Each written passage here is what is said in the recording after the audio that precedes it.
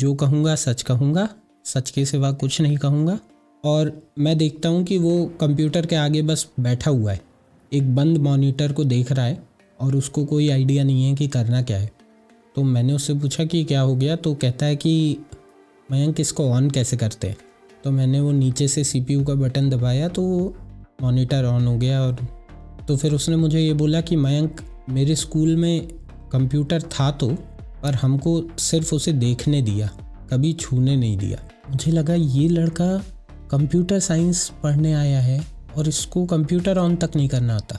System को practice करने वाला रिलीजन ही ख़त्म हो जाए तो बेटर है, और उसकी जगह कोई दूसरा रिलीजन आ जाए तो ठीक है।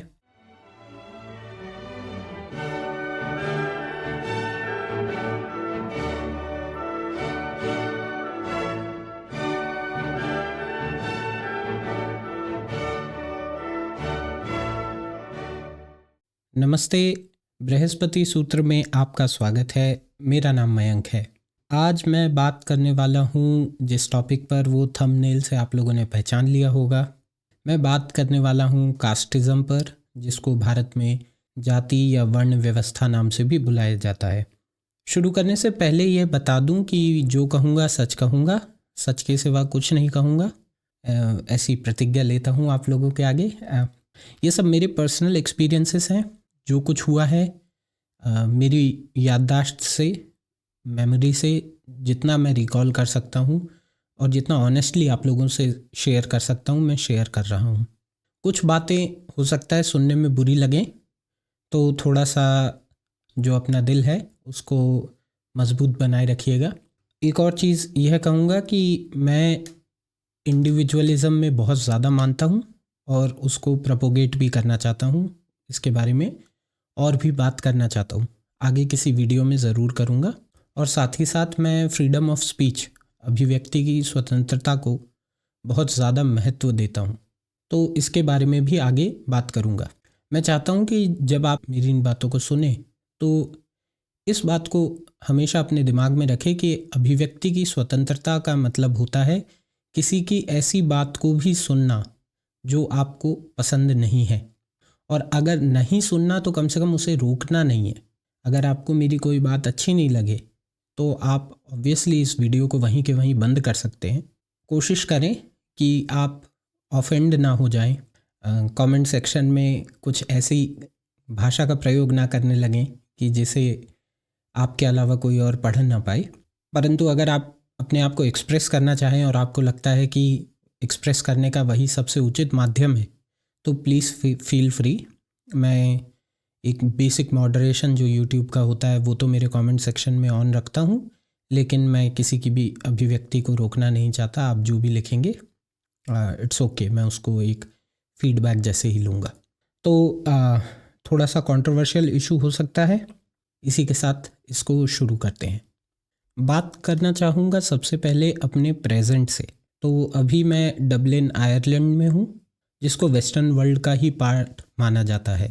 जो पश्चिमी सभ्यता है उससे ये काफ़ी इंस्पायर्ड है ये जगह, और जो भी वेस्ट के वैल्यूज़ हैं वही वैल्यूज़ यहाँ पर काफ़ी हद तक फॉलो होते हैं।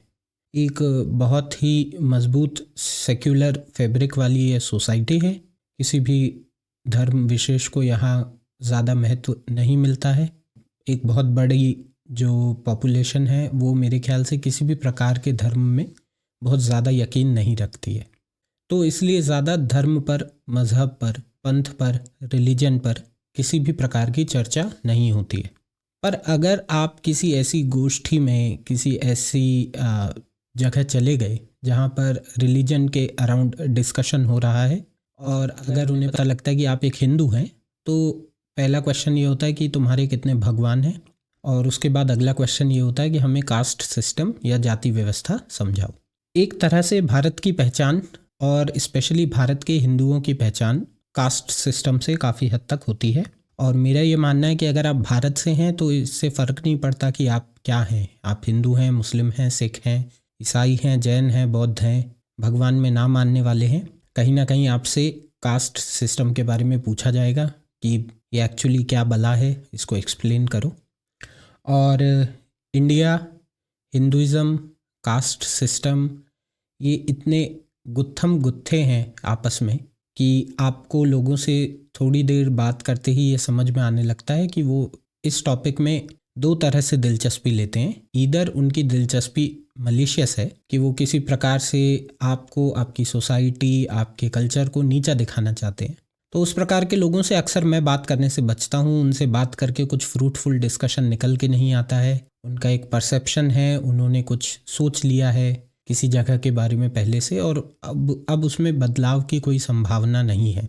मैं ये नहीं कहता कि उनका परसेप्शन गलत है, उनकी कई बातें सही भी हो सकती हैं और उनके कई क्रिटिसिज्म वैलिड क्रिटिसिज्म भी होते हैं, परंतु उनके तरफ से आपको ऐसा कोई एफर्ट नहीं दिख रहा होता कि वो अब इस टॉपिक में, इस विषय में किसी भी प्रकार की ज़्यादा जानकारी लेना चाहते हैं। वो एक तरह से बस आपके मज़े लेना चाहते हैं। जो दूसरे तरह के लोग होते हैं उनको ग्रोथ माइंडसेट वाला, पॉजिटिव फीडबैक देने वाला मैं मानता हूँ, और ऐसे लोगों के साथ मेरी अक्सर अच्छी चर्चाएं हुई हैं और उनको जिस भी प्रकार से हो सकता है, जो मेरी समझ है इस जाति वर्णा के सिस्टम के बारे में, कास्ट सिस्टम के बारे में, मैं उन्हें ये एक्सप्लेन करता हूँ। तो ये तो थोड़ी सी बात हो गई मेरे प्रेजेंट की, और जब इस टॉपिक के अंत तक पहुँचेंगे तो आपको क्लियरली यह भी समझ में आ जाएगा कि मैं इस टॉपिक पर कहाँ स्टैंड करता हूँ। आपको यह भी समझ में आ जाएगा कि यहाँ वेस्ट से मिलने वालों से मैंने क्या कहा है, मैंने उन्हें क्या बताया इस सिस्टम के बारे में। मैं अब अपनी कहानी से शुरू करता हूँ कि मेरे क्या एक्सपीरियंसेस रहे हैं। जैसा कि थंबनेल कहता है कि मेरे ब्राह्मण होने के मुझे क्या प्रिविलेजेस मिले हैं। हाँ, मैं एक ब्राह्मण परिवार में पैदा हुआ। आपसे बहुत सच्चाई से कहूँ तो मुझे ऐसा नहीं लगता कि इसमें कुछ भी ऐसा है जो मेरे लिए कोई गर्व की बात है। मैं इस चीज़ को एक संयोग मानता हूँ, एक कोइंसिडेंस मानता हूँ कि मैं एक ब्राह्मण परिवार में पैदा हो गया, और मैं इस ब्राह्मण टाइटल को अपनी आइडेंटिटी का बहुत इम्पॉर्टेंट पार्ट नहीं मानता हूँ। मेरी आइडेंटिटी में मैं इंडियन होने को काफ़ी इम्पॉर्टेंट मानता हूँ। शायद मुझे मेरे स्टेट से भी ठीक ठाक अटैचमेंट है, मध्य प्रदेश से, और मैं जिस कल्चर से आता हूँ, जो इंडियन कल्चर है, जो हिंदू कल्चर है हमारे देश का, मैं उससे अपने आप को ज़्यादा कनेक्टेड पाता हूँ, और मुझे इस बात से ज़्यादा कोई फ़र्क नहीं पड़ता कि मेरी जाति ब्राह्मण है। तो मेरी पैदाइश जबलपुर की है, परंतु मैं पला बढ़ा ग्वालियर में था, और एक्चुअली मैं ग्वालियर में नहीं था। मैं ग्वालियर से 30 किलोमीटर दूर एक छोटा सा गाँव है टेकनपुर, जो कि BSF का, बॉर्डर सिक्योरिटी फोर्स का कैंट एरिया है, वहाँ मैं पला बढ़ा। तो टेकनपुर वैसे गांव है, लेकिन अगर आप उसके कैंट एरिया का भाग हैं तो आप एक तरह के मिनी इंडिया में रह रहे होते हैं। एक तरह का थोड़ा सा छोटा सा कॉस्मोपॉलिटन कस्बा कह सकते हैं आप उसे। तो यहाँ सारे देश, सारे प्रांत से आए हुए लोग हैं टेकनपुर में, और ऐसे में आपको ज़्यादा जाति, कास्ट के आसपास चीज़ें एक्सप्लोर करने को नहीं मिलती हैं। आप देखते हैं कि आपके मम्मी के, पापा के जो दोस्त हैं, कभी कोई किसी से एक दूसरे की जाति के बारे में नहीं पूछ रहा है। हाँ, ये हो सकता है कि इधर उधर कुछ लोग, शायद मेरे पापा के एक दो दोस्त, उनका ज़्यादा सम्मान करते हैं, क्योंकि ठीक है, उनको कुछ कुछ ऐसी नॉलेज है जो लोग जानना चाहते हैं कि भाई हमारे घर में ये पूजा करानी है तो कैसे करा लें या क्या करवा लें। वो उनकी श्रद्धा है, परंतु ऐसा कुछ मुझे कभी मेरे पेरेंट्स को देखकर नहीं लगा कि उनको ब्राह्मण होने का टेकनपुर में कोई बहुत फ़ायदा मिल रहा है। और मैं जब तक टेकनपुर में पला बढ़ा, मुझे ज़्यादा जाति या कास्ट के बारे में कुछ पता ही नहीं लगा। आज जब मैं रेट्रोस्पेक्टिवली सोचता हूँ, पुरानी बातों के बारे में सोचता हूँ, तो हाँ, मैं ये रियलाइज़ करता हूँ कि मेरे ज़्यादातर दोस्त पता नहीं क्यों अपर कास्ट थे। शर्मा, मिश्रा, अग्रवाल, कुछ लोगों का टाइटल सिंह था। अब वो एग्जैक्टली कौन सी कास्ट थे मुझे नहीं पता, सिंह से ज़्यादा कास्ट पता नहीं लगती। एक दो सिख दोस्त थे, कोई क्रिश्चियन दोस्त नहीं था, कोई मुस्लिम दोस्त नहीं था। अब मेनली इसलिए नहीं था क्योंकि क्लास में कोई नहीं थे। दो मेरी जो क्लास टीचर थी वो केरला से क्रिश्चियन थी, तो उनसे मेरा बहुत लगाव था, जो मेरी प्राइमरी स्कूल की टीचर थी। थोड़ा बहुत एक्सपोजर सबसे मिल रहा है, लेकिन कुछ ज़्यादा विशेष पता नहीं लगता था जाति के बारे में। और धर्म के बारे में तो हम जो आसपास मंदिर थे, कभी कभार वो मंदिर जाते थे। एक गुरुद्वारा था तो वो गुरुद्वारा भी जाते थे। जो पड़ोस में भी मेरे टीचर रहते थे, मैं टीचर्स कॉलोनी में रहता था, जो पड़ोस में मेरे मैम थी वो भी सिख थी, उनके भी साथ कभी कभार गुरुद्वारे जाते थे। और एक पीर बाबा की दरगाह थी वहाँ भी चले जाते थे। किसी प्रकार की घर से कोई रोक टोक भी नहीं थी कि क्या करना है क्या नहीं करना है, सब कुछ अलाउड था।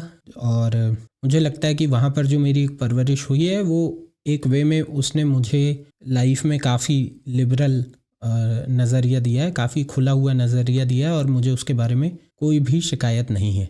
12वीं तक किसी प्रकार से मुझे किसी भी तरीके से यह नहीं पता पड़ा कि मेरी कास्ट क्या है, मेरी जाति क्या है, या उस जाति के साथ मेरी कोई आइडेंटिटी है, या मेरे दोस्तों की जाति क्या है, या मेरे टीचर्स की जाति क्या है। मेरे पेरेंट्स का सिंपल सा फंडा था कि जो भी तुम्हारे टीचर्स हैं, कभी अगर ऐसी कोई सेटिंग में वो तुम्हें मिल रहे हैं कि जहाँ पर उनका सम्मान करना है तो झुक के पैर छुओ। उस तरह की चीज़ें उन्होंने हमेशा हमारे अंदर डाली, और इर्रेस्पेक्टिव ऑफ सामने वाला किस जाति का है, मैंने पैर पड़े हैं। हो सकता है ये बात सुनने में आपको अजीब लगे कि मैं ये क्यों मेंशन कर रहा हूँ कि सामने वाला किस जाति का है और आप पैर पड़ रहे हो, तो इससे जुड़ी एक कहानी है जिसे मैं आगे डिस्कस करूँगा। 12वीं तक किसी भी प्रकार का जाति या कास्ट से मेरा एक्सपोजर नहीं हुआ, और उसके बाद मैंने प्री इंजीनियरिंग टेस्ट होता था जो एमपी का उस टाइम पर, वो दिया।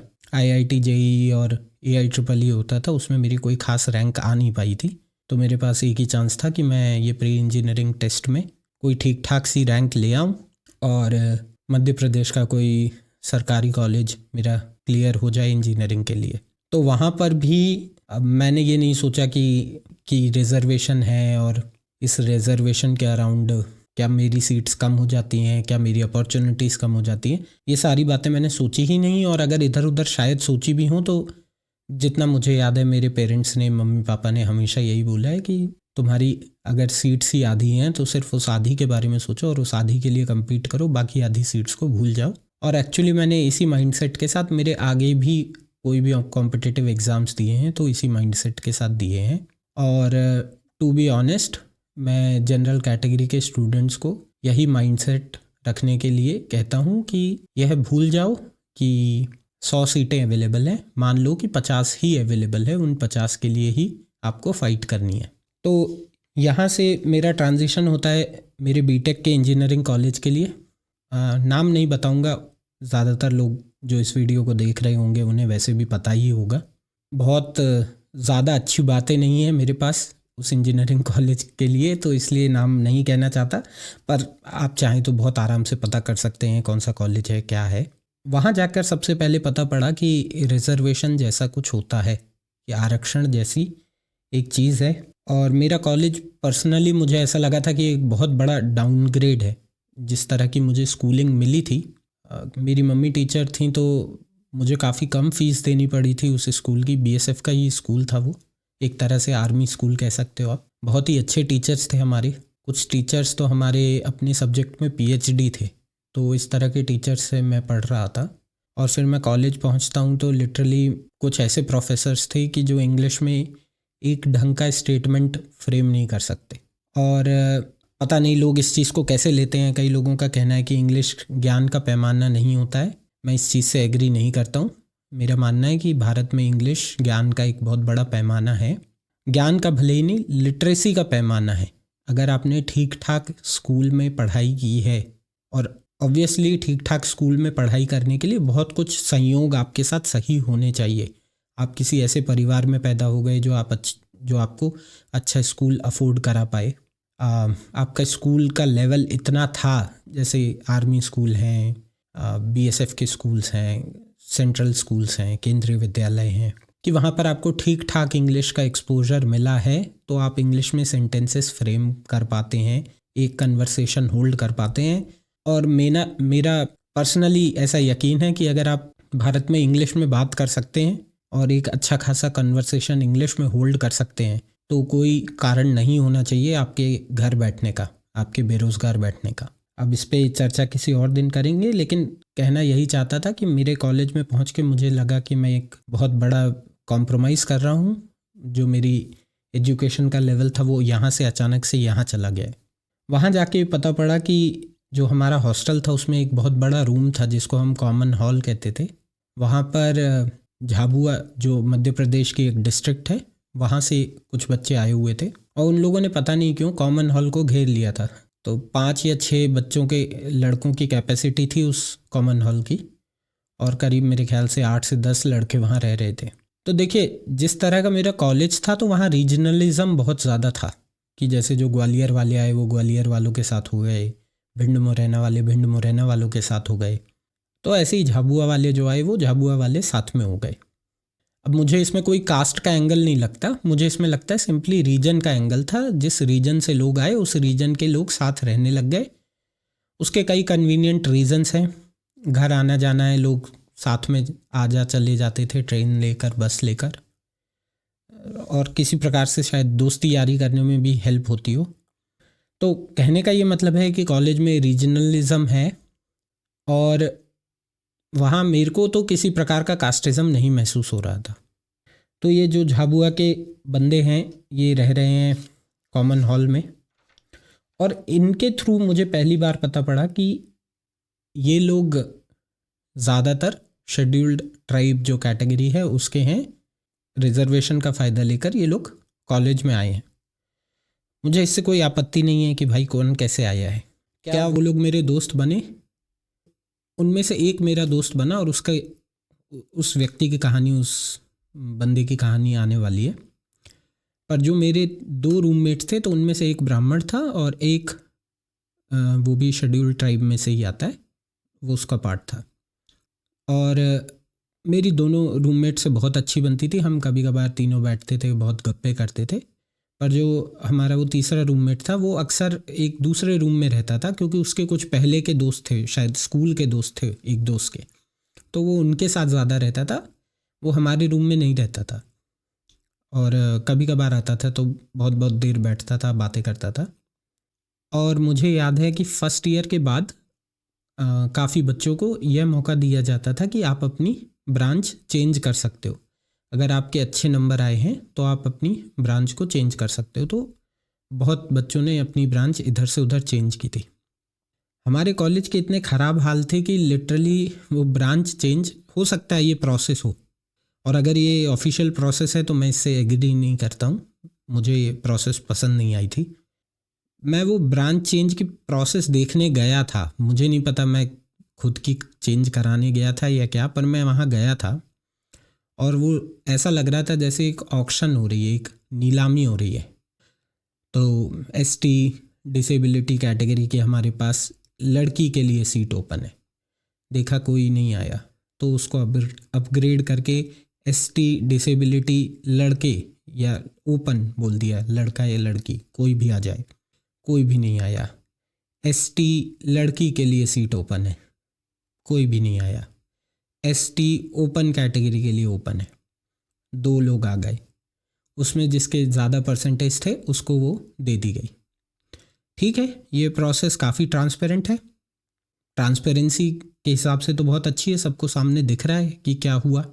पर मुझे अजीब ये लगा कि ये किया क्या जा रहा है यहाँ। लिटरली सबकी कैटेगरी अनाउंस की जा रही है, बताया जा रहा है कि फलाना बंदा एसटी कैटेगरी का है, अगला बंदा एससी कैटेगरी का है। और मुझे ये भी नहीं, मैं ये भी नहीं कहता कि इन बातों को छुपाने की आवश्यकता है, ऑब्वियसली इन्हें बताया जा सकता है, पर मुझे लगता है क्या कोई और बेटर तरीका हो सकता है। ये नुमाइश मुझे तो ज़्यादा अच्छी नहीं लगी थी देखकर। कुछ लोगों को लग सकता है, कई लोगों का तर्क ये होता है कि भाई आपने रिजर्वेशन का फ़ायदा लिया है तो बताओ कि रिजर्वेशन का फ़ायदा लिया है। ठीक है, शायद उनका वो तर्क ठीक हो सकता है। मुझे नहीं पता कि एक बच्चे की साइकी पे क्या चलता है, क्योंकि आप ये सोचिए वो जिसके साथ ये सब हो रहा है वो उस टाइम 18 साल का है, 19 साल का है। अब वो उसको किस तरह से लेते हैं, उनको कितना अच्छा लगती है चीज़, कितनी बुरी लगती है ये चीज़, तो ये सब थोड़ी सोचने वाली बातें। अब इसके बाद क्या होता है, मुझे पता लगता है कि जो लोग एससी या एसटी कैटेगरी में हैं उनको एक प्रकार की स्कॉलरशिप भी मिलती है, और वो स्कॉलरशिप ठीक ठाक अमाउंट है, साल का शायद 20 या 40 हज़ार रुपये, और ये 2010 की बात बता रहा हूँ, तो एक अच्छी खासी बड़ी अमाउंट थी। तो यहाँ पर पहली बार मुझे थोड़ा सा मन में खटका लगा, और वो खटका इसलिए लगा कि मैंने सोचा यार पेरेंट्स तो मेरे भी बहुत ज़्यादा फाइनेंशियली स्ट्रांग नहीं है और हर महीने पैसे डालते हैं। कॉलेज ऐसा भी नहीं है कि मुझे यहाँ की पढ़ाई से कोई बहुत विशेष फ़ायदा हो रहा है। तो वो एक टाइम था जब थोड़ा सा लगा कि यार ये स्कॉलरशिप सही दी भी जा रही है या नहीं। और दूसरी बात, मुझे ऐसा लगता था कि जिनको दी जा रही है वो डिज़र्व नहीं करते। बहुत सारे लड़के ऐसे थे जो वो स्कॉलरशिप से आने वाले पैसे की, वो लोग प्योरली दारू पी जा रहे थे, शराब पी जा रहे थे। जिस तरह का मैं उस टाइम इंसान था कि हाँ, दूसरों को जज करना बनता था थोड़ा, और आज भी मैं बोलूँगा तो उस पोजीशन पे मैं खुद को रखूँगा तो मुझे लगता है आज भी मैं जज करूँगा, क्योंकि अल्टीमेटली ये रिसोर्सेस एक तरह से देश के रिसोर्सेस हैं जो यूज़ हो रहे हैं। और मैं पर्सनली ऐसा फील करता हूँ कि इन चीज़ों में थोड़ा बहुत कंजूसी, माइंडफुलनेस देश की होनी चाहिए कि हमारा जो पैसा खर्च हो रहा है वो किस प्रकार से खर्च हो रहा है। तो मुझे लगता है कि हिट रेशो चेक किया जाना चाहिए था कि जिनको हम स्कॉलरशिप दे रहे हैं वो कितना डिज़र्व करते हैं, क्या किसी तरह की कोई फ़िल्टरिंग हुई, उनकी एकेडमिक परफॉर्मेंस पे कोई फ़िल्टरिंग हुई है क्या, उनकी फाइनेंशियल जो हालत है उस पर कोई फ़िल्टरिंग हुई है क्या। मुझे लगता है ये इम्पॉर्टेंट क्वेश्चंस हैं, इनको डिस्कस किया जाना चाहिए था। और मुझे नहीं लगता ये सब उस टाइम होता था, आज भी मुझे नहीं लगता होता होगा। अगर किसी प्रकार की हेल्प मिलती होगी तो डायरेक्टली मिल जाती होगी। तो मैं सिर्फ ये कह सकता हूँ कि जिस भी बच्चे को वो हेल्प मिल रही है उसका अच्छा उपयोग करें, उसका सदुपयोग करें। जैसे एक दो एग्जांपल्स मैं मेरे दोस्तों के दे सकता हूँ। तो एक्चुअली वो जो झाबुआ के कॉमन रूम का किस्सा है, तो उस किस्से को पूरा करता हूँ। तो मेरा एक दोस्त उसी कॉमन रूम का पार्ट था, और हम लोग जब पहली बार लैब गए थे, कंप्यूटर साइंस मेरी ब्रांच थी, तो कंप्यूटर के आगे बैठे थे। अब ऑब्वियसली कोई कोडिंग वोडिंग तो कर नहीं रहा था, जो भी उस टाइम का सोशल मीडिया था सब वही सर्फ कर रहे थे, कोई देखता भी नहीं था, कोई पूछता भी नहीं था लैब में। तो मैंने देखा कि मेरे बगल से जो मेरा दोस्त है जो झाबुआ से आया है, अब यहाँ पर मैं झाबुआ को किसी भी प्रकार से नीचा नहीं दिखाना चाहता, बट फैक्ट ये है कि झाबुआ हमारे देश की वन ऑफ दी जो सबसे ज़्यादा पिछड़ी डिस्ट्रिक्ट होती हैं उनमें से एक है। वहाँ पर ट्राइबल पॉपुलेशन बहुत ज़्यादा है, और किसी भी रीज़न से वहाँ पर जो विकास है वो काफ़ी हद तक उस लेवल पर नहीं हो पाया जिस लेवल पर से दूसरे एमपी के डिस्ट्रिक्ट्स में हुआ है। वैसे तो पूरे एमपी की ही हालत ख़राब है अगर आप पूरे इंडिया से कंपेयर करो, बट स्टिल झाबुआ उनमें भी झाबुआ के हाल ख़राब है।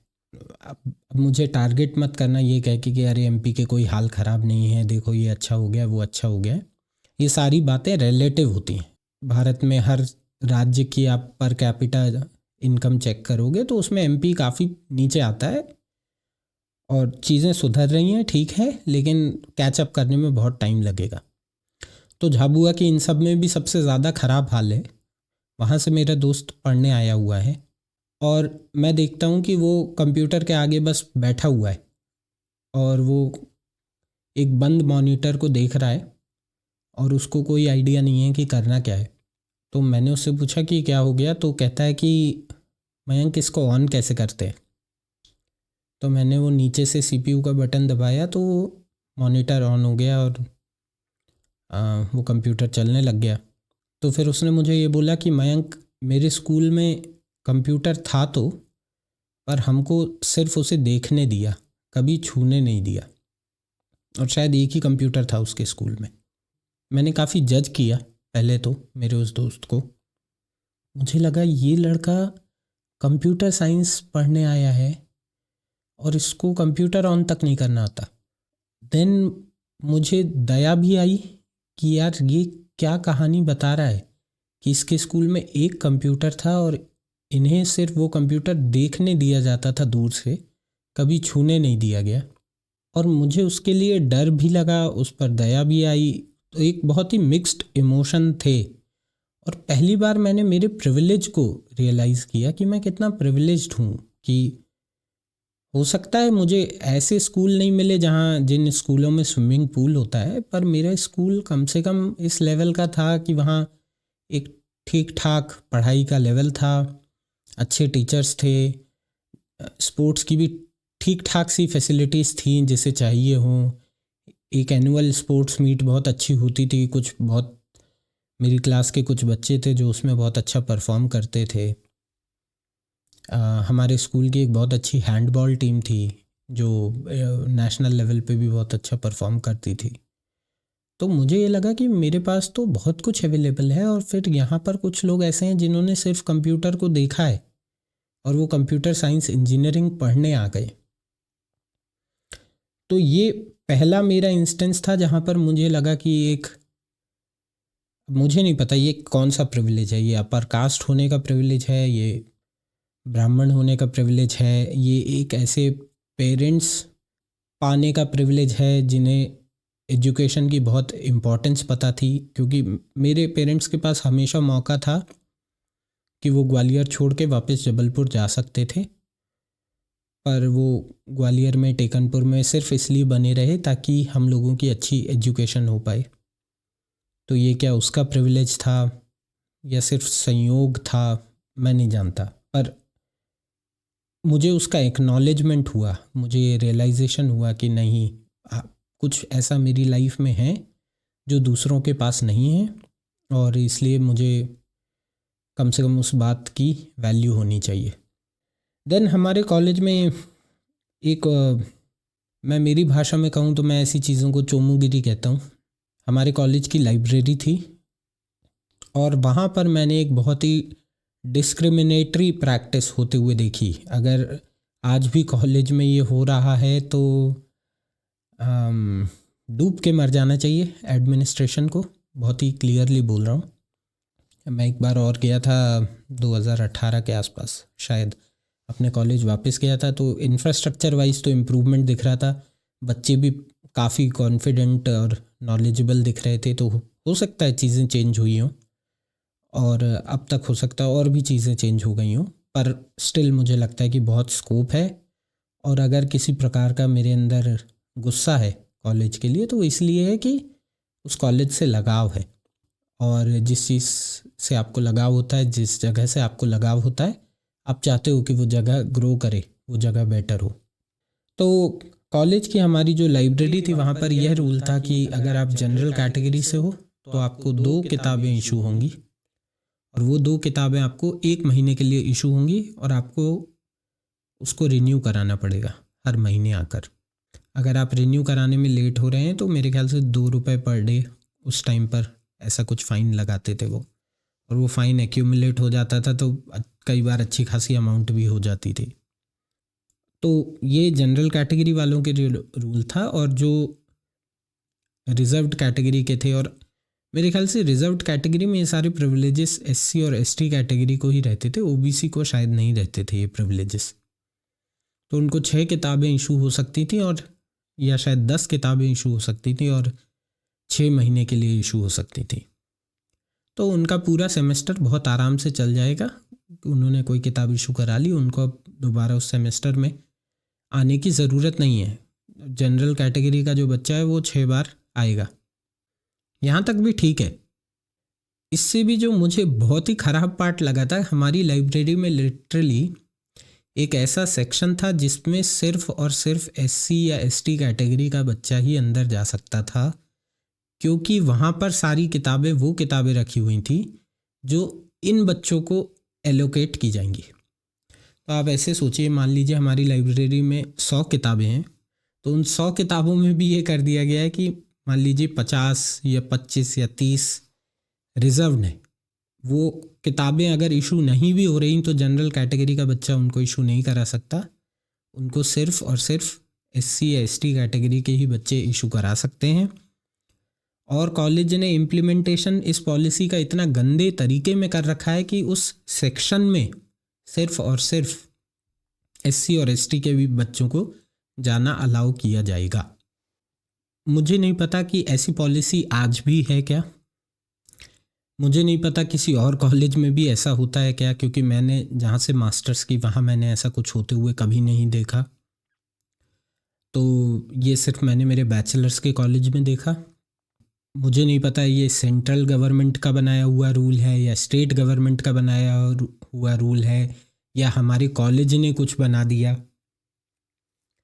और उसमें भी एक और बहुत बड़ी चीज़ मुझे जो अजीब लगी किस व्यक्ति ने इसको इस तरह से इम्प्लीमेंट करने का सोचा, क्योंकि मुझे तो ये इम्प्लीमेंटेशन का तरीका बहुत ही गलत लगा, ड्रेकोनियन लगा।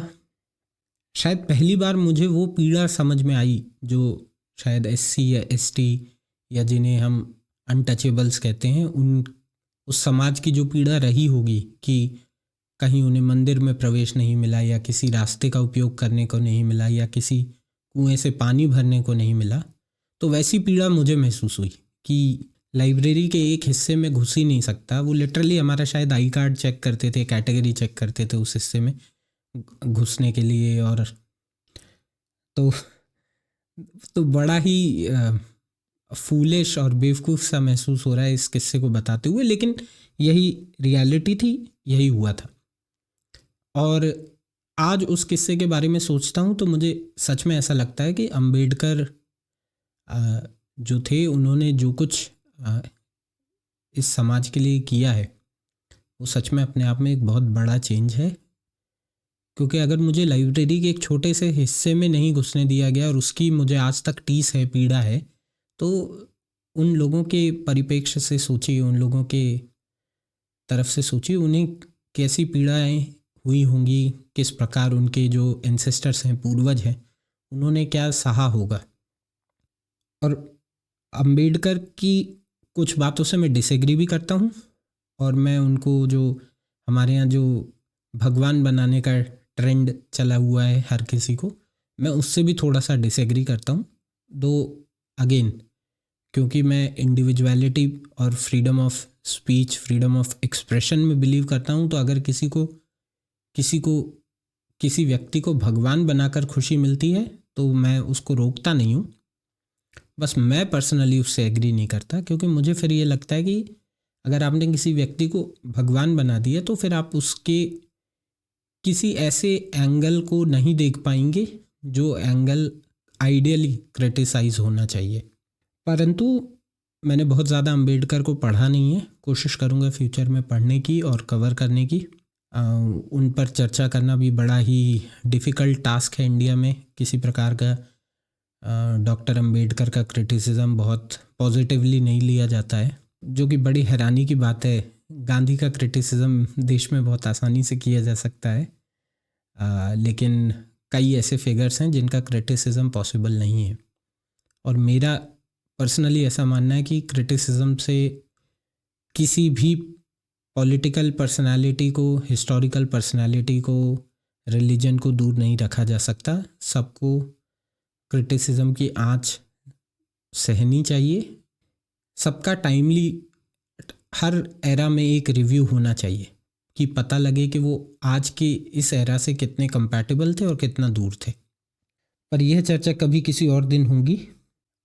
अब यह जो किस्सा सुना रहा हूँ, यह शायद मेरी कहानी का सबसे ज़्यादा पीड़ादायक हिस्सा है, जिसमें पर्सनली मुझे काफ़ी पीड़ा महसूस हुई। क्योंकि यहाँ पर मैंने खुद को, जो लिटरली ब्राह्मण होने का प्रिविलेज था, वो मैंने यहाँ पर रियलाइज़ किया। और इस एक्सपीरियंस से मुझे काफ़ी पीड़ा हुई, मुझे काफ़ी बुरा लगा। जो मेरा दादी का घर है जबलपुर में, मैं जहाँ से बिलोंग करता हूँ, एक छोटी प्लेस है, थोड़ी सी कंजर्वेटिव वैल्यूज़ वाली, थोड़े पुराने ख्यालातों वाले लोग आज भी हैं वहाँ पर। तो जो आसपास के मोहल्ला हैं, जो आसपास की कॉलोनीज़ कह सकते हैं आप इंग्लिश में, उनके नाम अभी भी कास्ट्स के नाम पे पड़े हुए हैं। तो जैसे जो लोधी कास्ट के लोग अगर एक जगह ज़्यादा रहते हैं तो लुधियाना मोहल्ला, काछी कास्ट के लोग कहीं पर ज़्यादा रहते हैं तो मेरे ख्याल से कछियाना मोहल्ला, इस तरह का नाम है। और अगर कहीं ब्राह्मण हैं तो बमनऊ मोहल्ला, इस तरह के नाम है। हमारा जो घर है वो थोड़ा सा बमनऊ मोहल्ले के पास में ही है। अभी गवर्नमेंट ने शायद इन जगहों के नाम थोड़े से वार्ड्स के हिसाब से कर दिए हैं, थोड़ा ऑफिशियल नाम दे दिए हैं। जैसे शायद अभी हमारा विनोबा भावे वार्ड हमारे वार्ड का नाम है, क्योंकि कहीं ना कहीं मुझे ऐसा लगता है कि गवर्नमेंट लोगों के मन मस्तिष्क से इन नामों को हटाना चाहती है। शायद थोड़े बहुत सुधार हो भी रहे हैं, लेकिन समय लगेगा। मैं मेरी दादी के यहाँ जब गया था तो मुझे याद है, अब मुझे एग्जैक्टली याद नहीं है कितनी पुरानी बात है, पर शायद बहुत ज़्यादा पुरानी नहीं है, 5 साल से ज़्यादा पुरानी बात नहीं होगी। तो हमारे पड़ोस में, अब उन्हें लोग तेली बोलते हैं, मुझे नहीं पता वो कौन से कास्ट में आते हैं। तो मैं काफ़ी जाति वर्ण के इस सिस्टम से बहुत अनभिज्ञ हूँ और मैं अनभिज्ञ ही रहना चाहता हूँ, मैं इसे जानना ही नहीं चाहता। मैं आगे बात करूँगा कि मैं ऐसा क्यों कह रहा हूँ। तो उन्होंने मुझे बोला कि पाए लागू, मैं जा रहा था रास्ते से, उन्होंने मुझे बोला पाए लागू, और ये काफ़ी ठीक ठाक उम्र वाले व्यक्ति होंगे, सॉर्ट ऑफ बुज़ुर्ग ही होंगे, करीब 55-60 साल उम्र हो रही होगी। तो पहले मुझे लगा कि उन्होंने किसी और से कहा है, और तो मैंने आसपास देखा, फिर से उन्होंने बोला पाए लागू महाराज। पाए लागू अगर आप समझ पा रहे हो तो कि मैं आपके पैर छूता हूँ दूर से, इस प्रकार की बात। तो मुझे ये बात बड़ी ख़राब सी लगी और मैंने कुछ भी जवाब नहीं दिया और मैं चला आया। और शायद मैंने, हो सकता है मम्मी पापा या दादी किसी को बोला हो कि अरे मैं जा रहा था तो रास्ते में वो अंकल हैं, वो मुझे पाए लागू कह रहे हैं।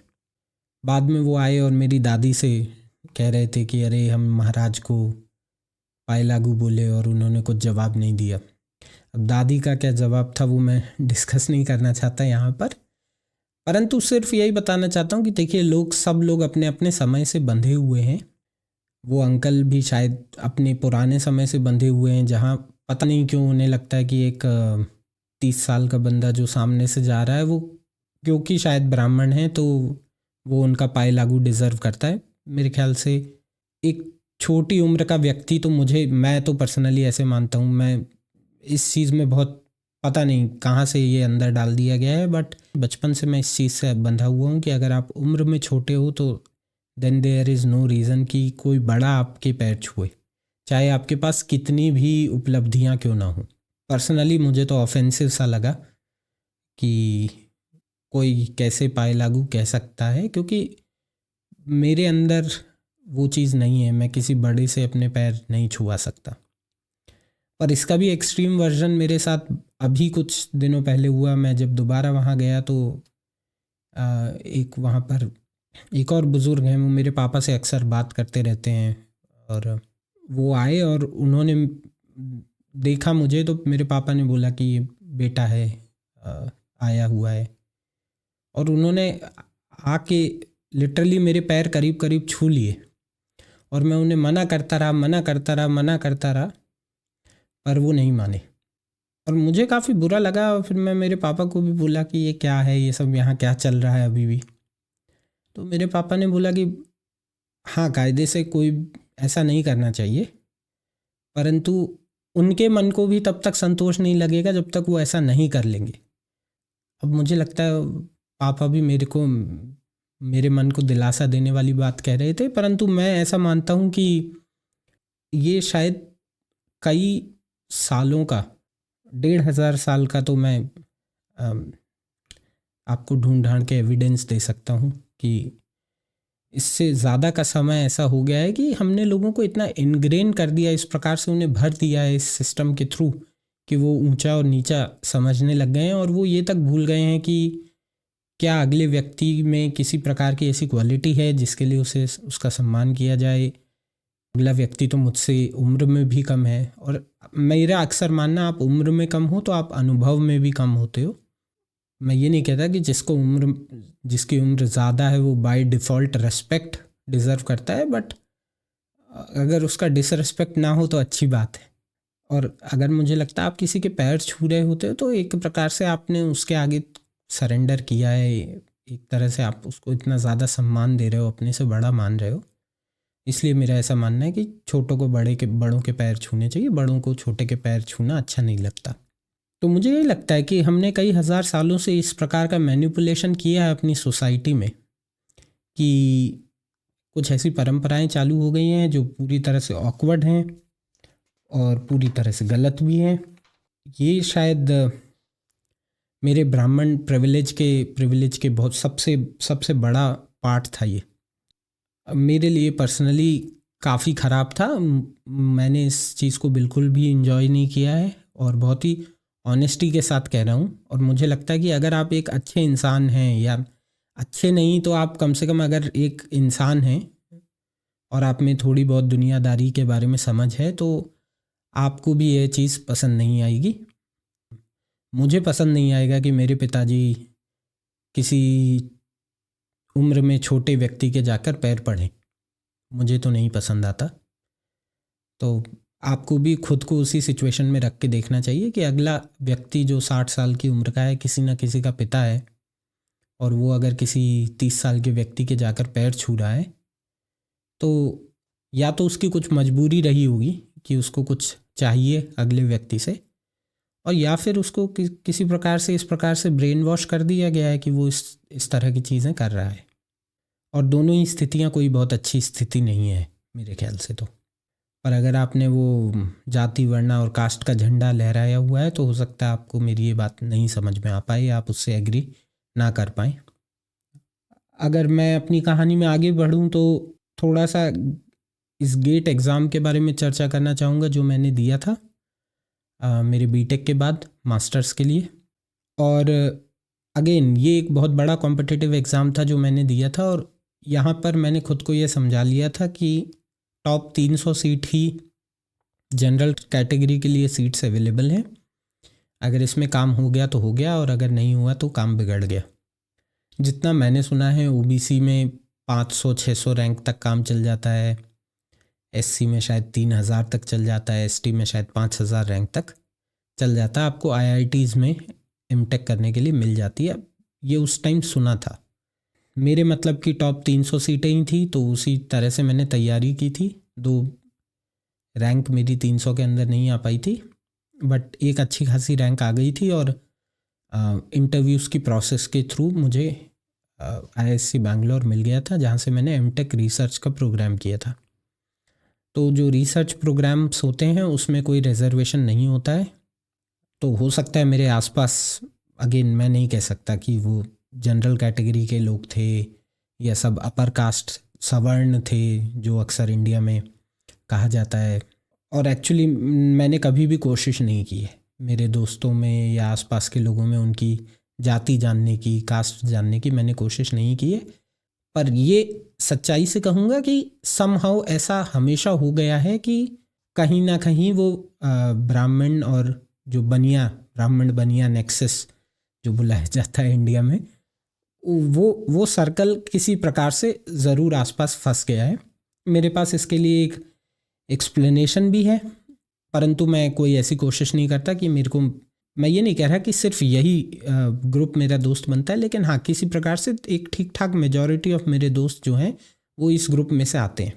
एक और अनुभव जो मेरे को रिजर्वेशन के अराउंड यहाँ पर हुआ था वो ये था कि जब हम क्योंकि मेरी रैंक टॉप 300 में नहीं आई थी तो मुझे सारी आईआईटीज़ इंटरव्यूज़ के लिए जाना पड़ा था, और इंटरव्यू की प्रोसेस में ये अपने भी रिटन एग्ज़ाम लेते हैं।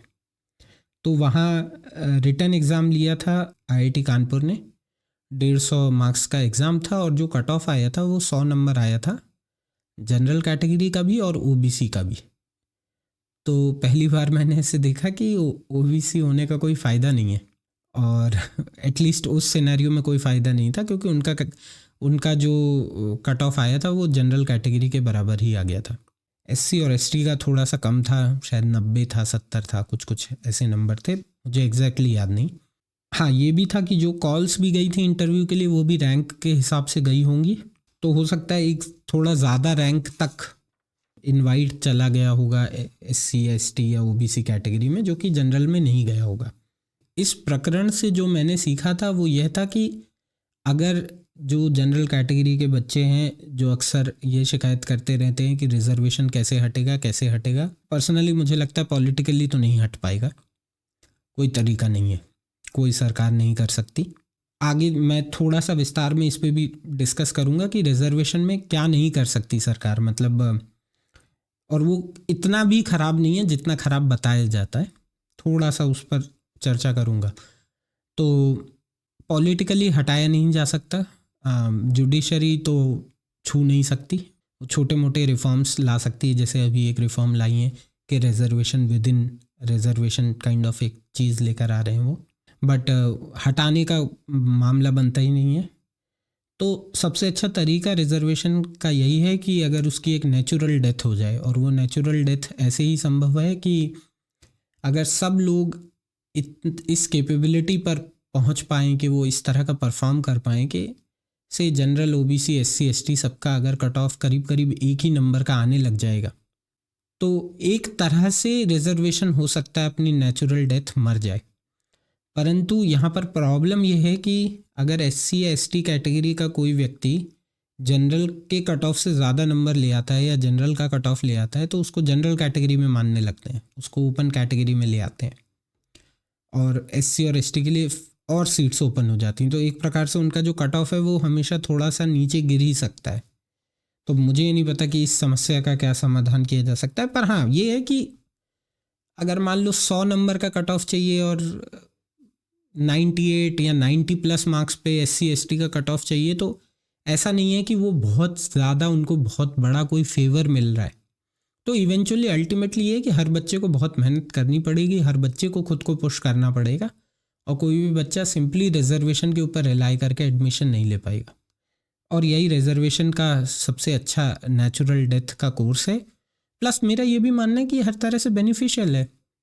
एक कैटेगरी के बच्चे को भी तो फ़ायदा है कि वो ज़्यादा अच्छी क्वालिटी ऑफ एजुकेशन ले पा रहा है, क्योंकि आप नंबर तो तभी ला पाओगे ना जब आप पढ़ पाओगे, जब आपको पढ़ने की अपॉर्चुनिटी मिल पाएगी, जब आपको वो फैसिलिटीज़ मिल पाएगी। तो मेरे हिसाब से ये विन विन सिचुएशन है, किसी का भी नुकसान नहीं है। ये मैंने उस एक्सपीरियंस से सीखा था जो मैंने आईआईटी कानपुर में रिटन एग्ज़ाम दिया था।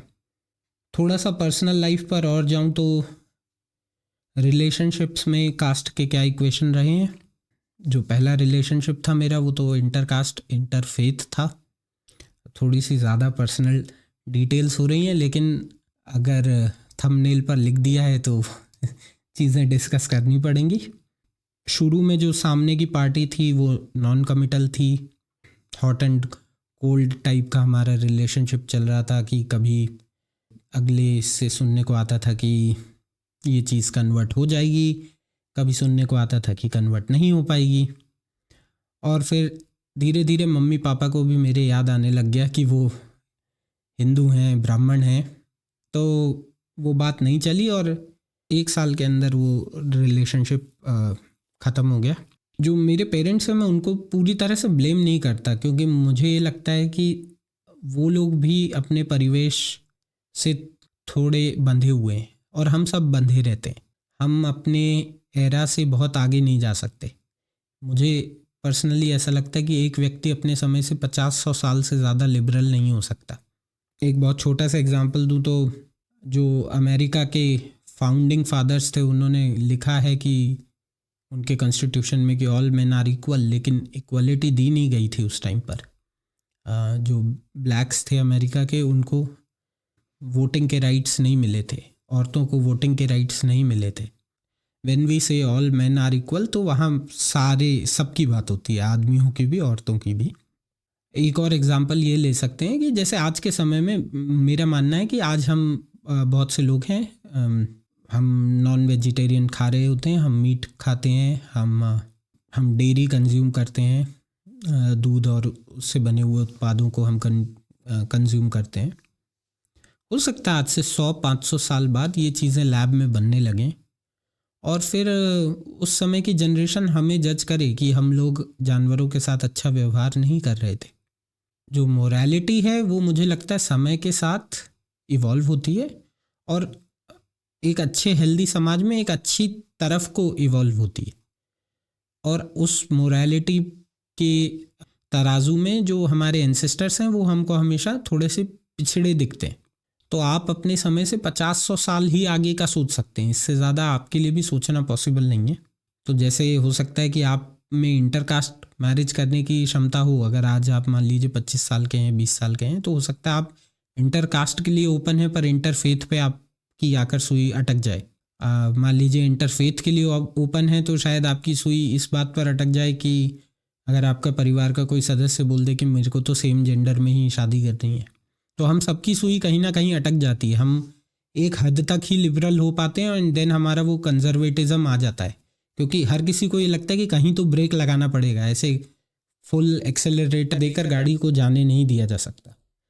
मेरा मानना है कि जैसे आपकी उम्र बढ़ती है इस चीज़ की प्रोबेबिलिटी बढ़ती है कि आप ज़्यादा कंजर्वेटिव हो जाएंगे, आपके लिबरल होने के चांसेस कम हैं, आपके उदार होने के चांसेस कम हैं।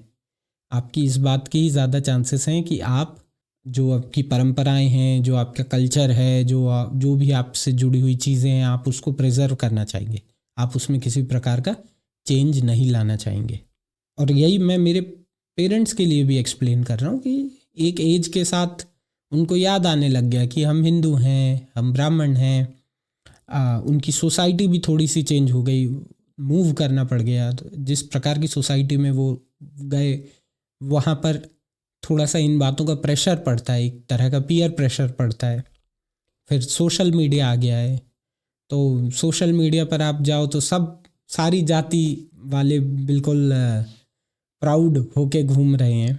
हो सकता है लोगों को कोई कल्चरल आइडेंटिटी मिलती हो जाति से, मुझे नहीं मिलती, मुझे उन व्हाट्सएप फॉरवर्ड से कोई मज़ा नहीं आता।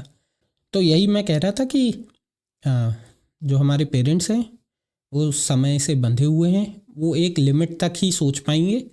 और अगर आप अगली जनरेशन हो तो कोशिश करो कि अपने पेरेंट्स से ज़्यादा लिबरल बनो। अगर आप अपने पेरेंट्स जितने ही लिबरल हैं या उनसे भी कम लिबरल हैं, तो आपके केस में इवोल्यूशन उल्टा चल रहा है। तो इस चीज़ को थोड़ा सा सोचो। तो ये बात थी पहले रिलेशनशिप की, जो थोड़ा सा इंटरफेथ था, इंटरकास्ट था, और वो चला नहीं। सेकंड रिलेशनशिप में सब कुछ ठीक था, बट वो कन्वर्ट नहीं हुआ। ये थी पर्सनल फ्रंट पे कास्टिज़म का मेरे रिलेशनशिप में क्या रोल था।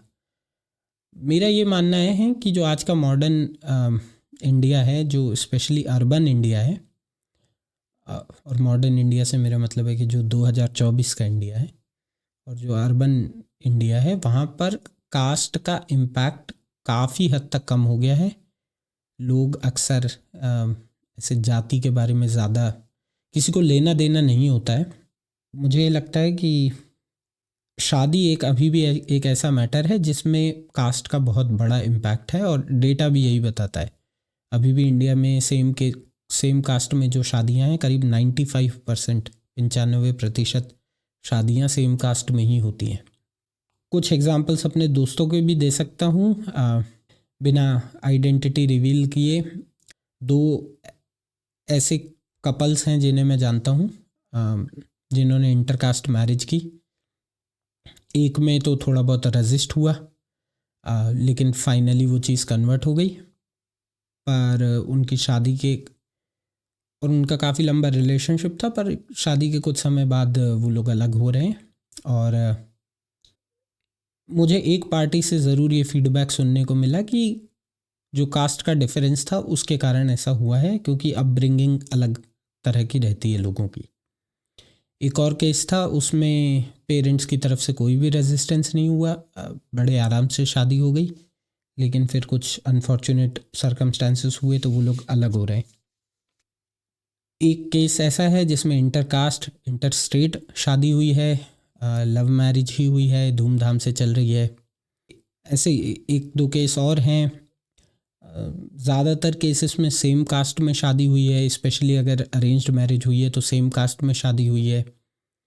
और ये arranged marriage versus love marriage भी एक बड़ा मुद्दा है जिस पर किसी दिन चर्चा की जा सकती है। हैरानी की बात यह है कि पाकिस्तान से सुनने को मिल गया कि एक दोस्त से कि मुस्लिम राजपूत से ही शादी करते हैं, मुस्लिम जाट से ही शादी करते हैं। मैंने बोला कि लोग धर्म छोड़ कर चले गए पर जाति को नहीं छोड़ पा रहे हैं। तो ऐसा नहीं है कि अकेला इंडिया पिस रहा है, इसमें पूरा का पूरा सब कॉन्टिनेंट हमने ख़राब कर रखा है ये कास्ट सिस्टम से।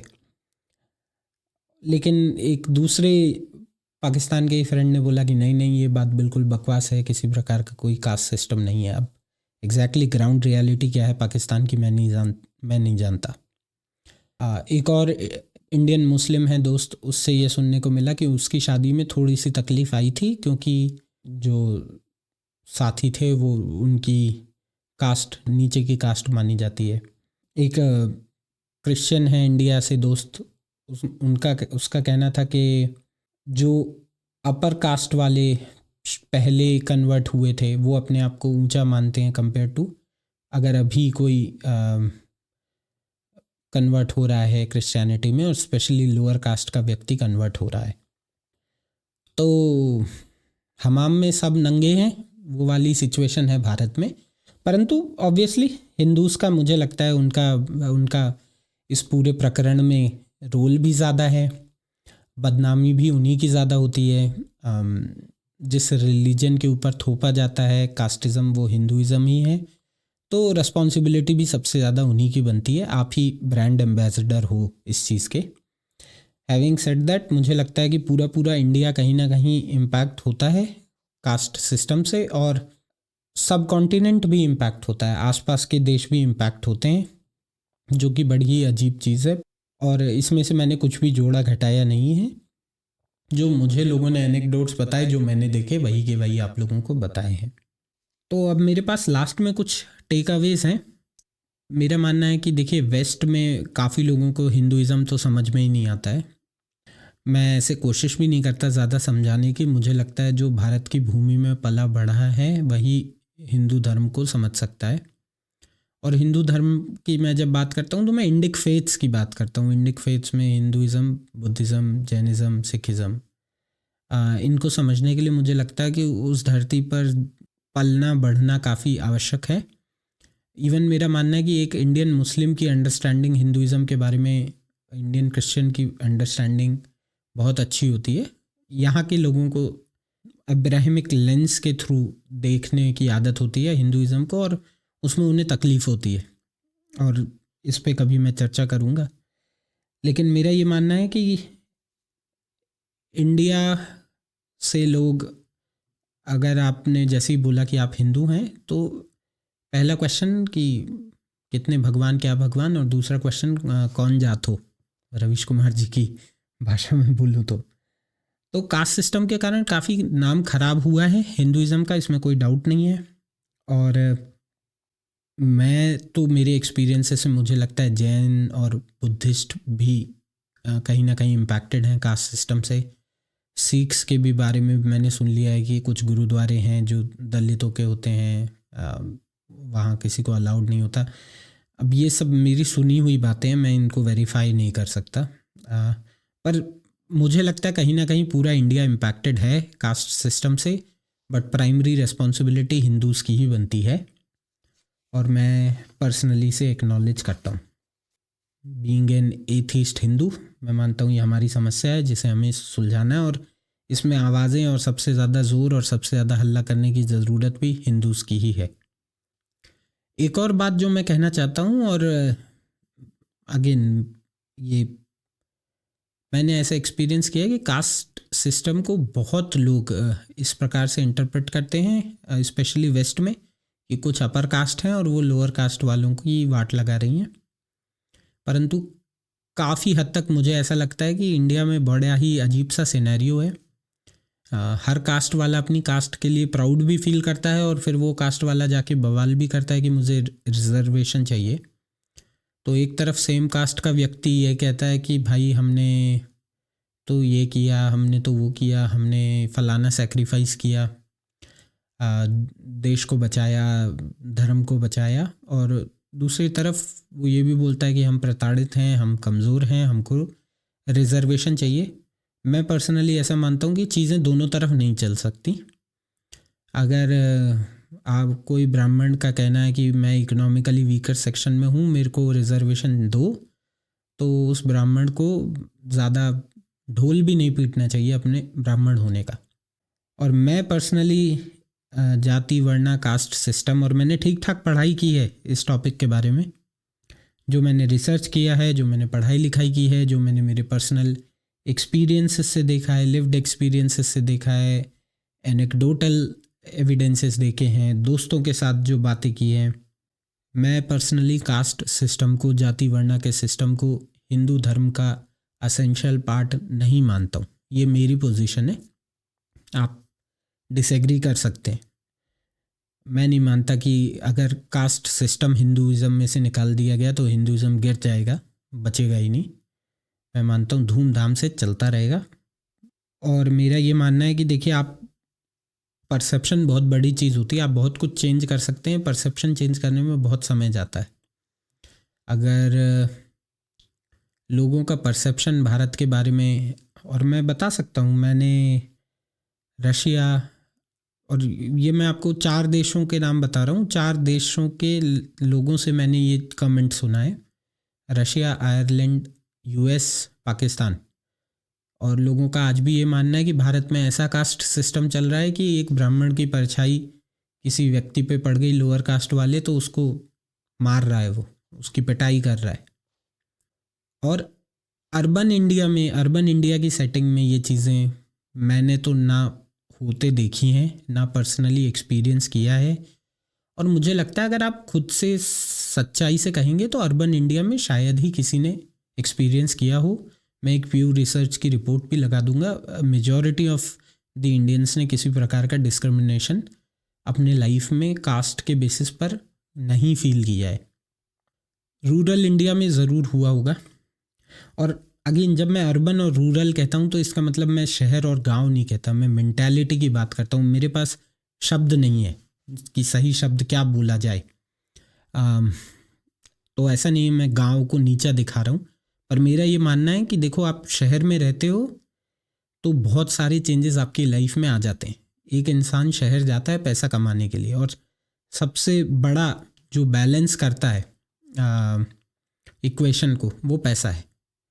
अगर आपके पास दबाकर पैसा है और आप किसी एक गांव में रहते हो, तो आप भले ही उस सबसे नीची जाति के हो, मुझे पर्सनली ऐसा लगता है कि आपके पास बहुत प्रिविलेज होना चाहिए। मुझे नहीं लगता कि कोई अंबानी की जाकर जाति पूछेगा।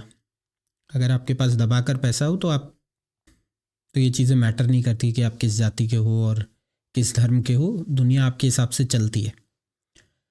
और मैं पर्सनली ये फील करता हूँ कि अर्बन इंडिया आपको वो सेटिंग प्रोवाइड करा पाता है कि जहाँ पर आप पैसा कमा सकते हो, अपनी लाइफ में किसी प्रकार का चेंज ला सकते हो, और सब कुछ मार्केट ड्राइव करता है। तो मार्केट ड्राइव करता है से मेरा मतलब है कि जैसे आपको किसी चीज़ की आवश्यकता है, आपको मान लो फ्रूट्स चाहिए, आप वो फ्रूट्स खरीदने गए, और अगर फ्रूट्स की कमी है बाज़ार में, तो आपको कोई फ़र्क नहीं पड़ता कि वो फ्रूट कौन बेच रहा है, किस धर्म का बेच रहा है, किस जाति का बेच रहा है।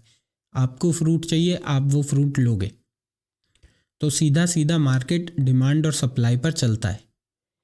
एक सरकार का काम ये है कि वो इस प्रकार का माहौल प्रोवाइड करे कि सिक्योरिटी हो, सेफ्टी हो, लोग आराम से मार्केट जा पाएँ, स्वतंत्रता से घूम पाएँ, इस प्रकार की इकोनॉमिक स्टेबिलिटी हो कि लोगों के हाथ में खर्चा करने के लिए पैसे हों, जो चीज़ें वो ख़रीदना चाहते हैं वो वहाँ पर अवेलेबल हो। बाकी सब कुछ ऑटोमेटिकली मार्केट मैनेज कर लेता है। सरकार का बहुत ज़्यादा दखल नहीं चाहिए होता इन चीज़ों में। और ये कल्चरल चेंज है। कल्चरल चेंज में आप जितना सरकार को अंदर घुसाओगे, उतना आपकी वाट लगेगी। ये मैं पूरी सच्चाई के साथ कह रहा हूँ। अगर भारत में SC/ST एक्ट आए हैं, और मैं पर्सनली फील करता हूँ कि वो बहुत ड्रैकोनियन एक्ट्स हैं। एक सिविलाइज्ड सोसाइटी में इस प्रकार के एक्ट्स नहीं होने चाहिए, मैं तो ये मानता हूँ। परंतु वो एक्ट्स आए हैं तो किसी रीज़न से ही आए होंगे। किसी को सपना तो नहीं आ गया होगा अचानक से एक्ट बना देने का। तो हमारे इंडिया की आदत है, हमारे देश की आदत है, हमारी कानून व्यवस्था है बिल्कुल लचर, हमारा लॉ एंड ऑर्डर बकवास है, हमारी पुलिस कैपेबिलिटी बिल्कुल भी अच्छी नहीं है। तो हम सिचुएशन को कंट्रोल कर नहीं पाते, और जब हमसे सिचुएशन कंट्रोल नहीं होती है तो कोई मेजर इंसिडेंट हो जाता है। जब वो मेजर इंसिडेंट हो जाता है तो लोग सड़कों पर आकर किसी एक प्रकार के विशेष कानून की मांग करते हैं, फिर वो कानून बन जाता है, फिर उस कानून का अब्यूज़ होता है। तो यही आप दहेज एक्ट में भी देख रहे हो, यही आप SC/ST एक्ट में भी देख रहे हो। ठीक है, लोग बोल सकते हैं कि उनको प्रोटेक्शन की ज़रूरत है इसलिए दिया गया है, लेकिन अगर कोई ये डिनाई करता है कि इन चीज़ों का अब्यूज़ नहीं होता है, इन एक्ट्स का अब्यूज़ नहीं होता है, तो मैं सिंपली ये मानता हूँ कि वो स्वयं से सत्य नहीं बोल रहे हैं, खुद से झूठ बोल रहे हैं, और फिर ऐसे व्यक्ति की कोई हेल्प नहीं की जा सकती। ह्यूमंस जो होते हैं वो बाय नेचर ट्राइबल किस्म के होते हैं। हमें अच्छा लगता है एक गुट बना लेना, एक ग्रुप बना लेना, क्योंकि ये हम हमेशा से करते आए हैं। हमने खेती बाड़ी 10,000 या शायद 10,000 कम बोल रहा हूँ, उससे पहले कुछ सालों से हमने खेती करना स्टार्ट किया होगा। उससे पहले तो हमने यही किया है कि हमने दौड़ दौड़ के शिकार किए हैं जानवर। एक हंटर गैदरर सोसाइटी में हम रहे हैं, और उस सोसाइटी का जीन अभी भी आपके अंदर है। तो हमारे वो इंस्टिंक्ट हैं कि हम ट्राइब्स बनाते हैं। अब उन ट्राइब्स के बेसिस क्या क्या हो सकते हैं, सोचिए। पैसा हो सकता है कि अमीर लोगों ने अपनी एक ट्राइब बना ली है। अब जो अंबानी का सर्कल है उसमें मैं और आप तो घुस नहीं सकते, वो उनका खुद का एक सर्कल है। उस सर्कल में जस्टिन बीबर है, उस सर्कल में रिहाना है, हम तो नहीं हैं। पर पैसा कमाया जा सकता है, पैसा आपको रोकता नहीं है। ठीक है, मैं मानता हूँ कि लोगों की ग्लास सीलिंग होती है, मैं शायद बिलियन डॉलर्स कमा के नहीं मरने वाला है, या आप भी नहीं कमा पाएंगे, परंतु फिर भी पैसा कमाया जा सकता है। धर्म हो गया, धर्म चेंज किया जा सकता है। प्रोफेशन हो गया, प्रोफेशन चेंज किया जा सकता है। और ये एक पीपड़ी सब बजाते रहते हैं कि जाति वर्णा का सिस्टम तो भाई प्रोफेशन के बेस्ड पे था, प्रोफेशन चेंज हो जाता था तो वर्णा चेंज हो जाता था, ये हो जाता था। मैं पर्सनली मानता हूँ ये सब कहानियाँ हैं, सिंपली कहानियाँ हैं। कोई भी इस चीज़ में बिलीव नहीं करता कि वर्णा, हर कोई व्यक्ति दूसरे का सरनेम पूछता है और उस सरनेम से फिर गेस करता है कि अगले की क्या कास्ट है। तो सीधी सीधी सी बात है कि ये सिस्टम पूरा और पूरा जन्म के आधार पर चल रहा है। और इस बात का कॉन्क्रीट डेटा है, पिछले 1,500 साल से इंडिया में एंडोगेमी चल रही है। एंडोगेमी का मतलब होता है कि हम एक ग्रुप के ही अंदर शादियां करते रहते हैं। अब अगर आप एक ग्रुप के ही अंदर शादियां करते रहते हो तो जीन पूल डाइवर्स नहीं होता, आपका जो जीन पूल है वो थोड़ा सा रिस्ट्रिक्ट हो जाता है, और आपके अंदर कुछ ऐसी बीमारियां आने लगती हैं जो अपने आप में अनूठी हैं। तो हम एक ऐसा देश हैं जहाँ पर हमारे देश में कुछ अनूठी बीमारियां हैं एंडोगेमी के चक्कर में। जैसे एक एग्जांपल मैंने देखा था कि तमिलनाडु में शायद एनेस्थीसिया का इंजेक्शन लगाने से पहले कास्ट पूछी जाती है, क्योंकि एक कास्ट ग्रुप है वहाँ पर जो एनेस्थीसिया से जिसको एलर्जिक रिएक्शन हो जाता है। तो ऐसे तो हमारे देश के हाल हैं। हम 1,500 साल से एक प्रैक्टिस को चला रहे हैं, और ये प्रैक्टिस प्योरली बर्थ बेस्ड है, इसमें कोई शक नहीं है। अगर कोई कहता है कि हाँ प्रोफेशन बदल लेने से जाति वर्णा चेंज हो जाता है, पहले के कास्ट सिस्टम में चेंज हो जाता था, वाल्मीकि ने तो देखो ये लिख दिया वो लिख दिया, तो वो उस समय हुआ होगा। आज के समय ये सब चीज़ें नहीं हो पाती, क्योंकि आज के समय हर कोई सरनेम के हिसाब से जाता है। जो आपका सरनेम है, ऐसा तो है नहीं कि सरनेम को कोई अपग्रेड हो जा रहा है, कि कोई व्यक्ति था वाल्मीकि समाज का और उसने अचानक से 4 वेद पढ़ लिए तो आप उसको चतुर्वेदी तो नहीं बुलाने लगते। तो जो ऑनेस्टी से जो रियलिटी है सोसाइटी की, उसको कबूल करिए। और टेक्स्ट क्या कहता है इस पे तो जाइए ही मत, कि किताब में लिखा है कि जाति वर्णा का सिस्टम बर्थ बेस्ड नहीं है, कर्म बेस्ड है, गीता में ऐसा लिखा है। इन सारी बातों की कोई वैल्यू नहीं है। जो आप फॉलो करते हैं वही चीज़ सच है, जो सोसाइटी में दिखता है वही चीज़ सच है, वही आज के समय का असली धर्म है। आप किताबों में बहुत अच्छी अच्छी बातें लिख सकते हैं, पर प्रैक्टिस में उसका उलट चल रहा है, तो मैं उसी धर्म के इंटरप्रिटेशन को सही मानूंगा जो चल रहा है। क्योंकि किताबों में तो आप बहुत अच्छी अच्छी बातें लिख सकते हो, बहुत से लोग बहुत कुछ अच्छा लिख लिख के गए हैं, पर उनकी बातों को किस प्रकार से फॉलो किया जा रहा है वही मैटर करता है। इस लॉजिक से तो फिर वही बात हो गई, मार्क्सिज्म सही वाला कहीं लग ही नहीं पाया। हर कोई यही कह देता कि वो तो अच्छा लिख के गया है, अप्लाई गलत हो रहा है। कम्युनिज्म वैसे थ्योरी में बहुत अच्छा है, प्रैक्टिस में सही से अप्लाई नहीं हो पाता। तो फ़ायदा क्या है ऐसी थ्योरी का जो सही से कभी अप्लाई नहीं हो पाती। तो मैं जो बात कह रहा था वो ये है कि आप ये सिस्टम सोचिए, ये सिस्टम कितना गंदा सिस्टम है। आप एक ट्राइब में पैदा हो गए, अब आप उस ट्राइब को छोड़ ही नहीं सकते। आप गरीब पैदा हुए थे, पैसा कमाकर अमीर बन सकते हो। आप धर्म चेंज कर सकते हो, आपको अपना धर्म नहीं पसंद आया आप चेंज कर सकते हो। हाँ ठीक है, कुछ सोसाइटीज़ उसके लिए एग्री नहीं करती, वो एक अलग इशू है। बट एक अगर इंडिया के पर्सपेक्टिव में बात करें तो धर्म चेंज करने की अनुमति है, धर्म चेंज किया जा सकता है, प्रोफेशन चेंज किया जा सकता है। आज मैं सॉफ्टवेयर डेवलपमेंट कर रहा हूँ, कल को मैं कुछ और करना चाहता हूँ तो मैं कर सकता हूँ भाई, मैं एक स्किल सेट एक्वायर करके मैं वो काम कर सकता हूँ। या अगर आज मेरे अंदर वो स्किल सेट है तो मैं आज कर सकता हूँ। भाषा सीखी जा सकती है। मान लीजिए मैं तमिलनाडु में जाऊँ और मेहनत करके उनकी भाषा सीख लूँ तो हो सकता है थोड़ा बहुत तो मुझे इंक्लूड कर ही लेंगे आपस में। कम से कम मैं गाली खाऊंगा लोगों की तो पता तो पड़ेगा कि मैं गाली खा रहा हूँ लोगों से। तो भाषा सीखी जा सकती है, सिटीजनशिप बदली जा सकती है। आप भारत में पैदा हुए तो आपको भारत से बहुत दिक्कत है, आपको दूसरा देश कोई अच्छा लगता है, आपने बदल ली सिटीजनशिप। लेकिन ये एक ऐसा सिस्टम है जिसमें आप पैदा हो गए तो इसके बाद छुट्टी ही नहीं मिल रही है। और हाल इतने ख़राब हैं कि लोग धर्म चेंज कर ले रहे हैं लेकिन कास्ट सिस्टम से पीछा नहीं छूट रहा है। तो सच्चाई को स्वीकारिए कि सिस्टम ही खराब है और इस सिस्टम के मुझे नहीं लगता किसी भी प्रकार के कोई फ़ायदे हैं। यह सिस्टम प्योरली आपके धर्म को नुकसान पहुंचाता है, आपके धर्म की इमेज को ख़राब करता है बाहर। हिंदुइज़्म मैं पर्सनली मानता हूँ एक बहुत ही सुंदर धर्म है और एज अ कल्चर भी बहुत सुंदर है। अगर आप सच में ऐसे ऑब्सेस्ड हैं कि आपको लिटरली ऐसा लगता है कि कास्ट सिस्टम के बिना हिंदुइज़्म नहीं सर्वाइव कर सकता, तो मुझे पर्सनली लगता है कि आप बहुत गलत हैं, आपकी सोच बहुत गलत है। तो अगर आप हिंदू हैं तो अपने रिलीजन को बचाने के लिए इसका विरोध करिए, और अगर आप नॉन हिंदू हैं, दूसरे रिलीजन के हैं, तो भी आपको इसका विरोध इसलिए करना चाहिए इस सिस्टम का क्योंकि भारत में 80% तो हिंदू है।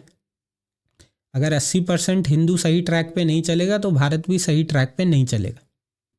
आप अगर दूसरे धर्मों के आप बाकी बचे हुए 20% 25% जो भी बाकी बचे हुए भारत है उसमें आते हैं तो भी आपकी जिम्मेदारी बनती है कि आप कास्ट सिस्टम के बारे में बहुत ज़्यादा अच्छी राय नहीं रखें। देन इसका इंडियन पॉलिटिक्स पर बहुत ख़राब इम्पैक्ट है। हम देखते हैं कास्ट बेस्ड वोटिंग बहुत होती है। इसमें भी मैं बहुत अच्छी बात ये बोल सकता हूँ कि अगर आप बीजेपी सपोर्टर हैं फिर तो आपको कास्ट सिस्टम का बहुत बड़ा विरोधी होना चाहिए, क्योंकि बीजेपी क्या करती है, बीजेपी रिलीजियस डिवाइड करती है। बीजेपी को फ़ायदा होता है तब जब सारी कास्ट एक साथ होकर बीजेपी को वोट करें। और कांग्रेस, आम आदमी पार्टी, टीएमसी, बाकी बची हुई पार्टी, समाजवादी पार्टी, ये कास्ट डिवाइड पे काम करती हैं। एक वे में ये अनफॉर्चुनेट है इंडिया के लिए कि हमारी गवर्नमेंट और जो अभी करंट गवर्नमेंट है, ये जो मेजर पार्टीज़ हैं हमारी, या तो वो रिलीजियस डिवाइड पर खेलती हैं या कास्ट डिवाइड पर खेलती हैं। और देखिए ये कोई बहुत अनूठी चीज़ नहीं है, हर देश की पॉलिटिक्स में होती है, बस कुछ देशों में थोड़ी ज़्यादा होती है। मैं मानता हूँ हम इतनी मैच्योर डेमोक्रेसी नहीं है, इस पे फिर कभी चर्चा करूँगा कि क्यों नहीं है। टू बी ऑनेस्ट नहीं है, इतनी मैच्योर डेमोक्रेसी नहीं है। और ऐसा नहीं कह रहा हूँ कि हम ख़राब डेमोक्रेसी हैं, हम बहुत अच्छी डेमोक्रेसी हैं, बहुत अच्छे वेज़ में। जिस वेज़ में हम इलेक्शन कंडक्ट करते हैं उस वेज़ में इलेक्शन यूएस भी नहीं कंडक्ट करा पाता। जिस वेज़ में पावर ऑफ ट्रांसफ़र हमारे यहाँ होता है उस वे में यूएस में भी नहीं हो पाया है। और बहुत सी यूरोपियन डेमोक्रेसी से हम जो हमारा माइनॉरिटी ट्रीटमेंट है उसमें हम बेटर हैं। यहाँ आकर मैंने रियलाइज़ किया कि हाँ, हमारे मुस्लिम्स उनमें बहुत असंतोष भी हो सकता है, लेकिन कुछ ऐसी चीज़ें जो यहाँ के यूरोपियन नेशंस में हो रही है, अगर वो लोग यहाँ आकर देख लेंगे तो उन्हें समझ आएगा कि इंडिया में इतनी ख़राब डील नहीं मिल रही है। तो जो बीजेपी वाले हैं वो पार्टी को बचाने के लिए विरोध करो, और जो एंटी बीजेपी वाले हैं वो देश बचाने के लिए विरोध करो। तो कोई पॉसिबिलिटी नहीं है कि आप बच पाओ, विरोध तो करना पड़ेगा। देन एक और जो मिथ प्रोपेगेंडा चलता है कि कास्ट सिस्टम तो पोर्चुगीज़ लाए थे और वो कास्टा करके एक वर्ड था तो वो लाए थे। मेरा इस पे ये मानना है कि कोई वर्ड नहीं था आपकी डिक्शनरी में तो इसका मतलब ये नहीं था कि वो चीज़ वहाँ पर प्रेजेंट नहीं थी।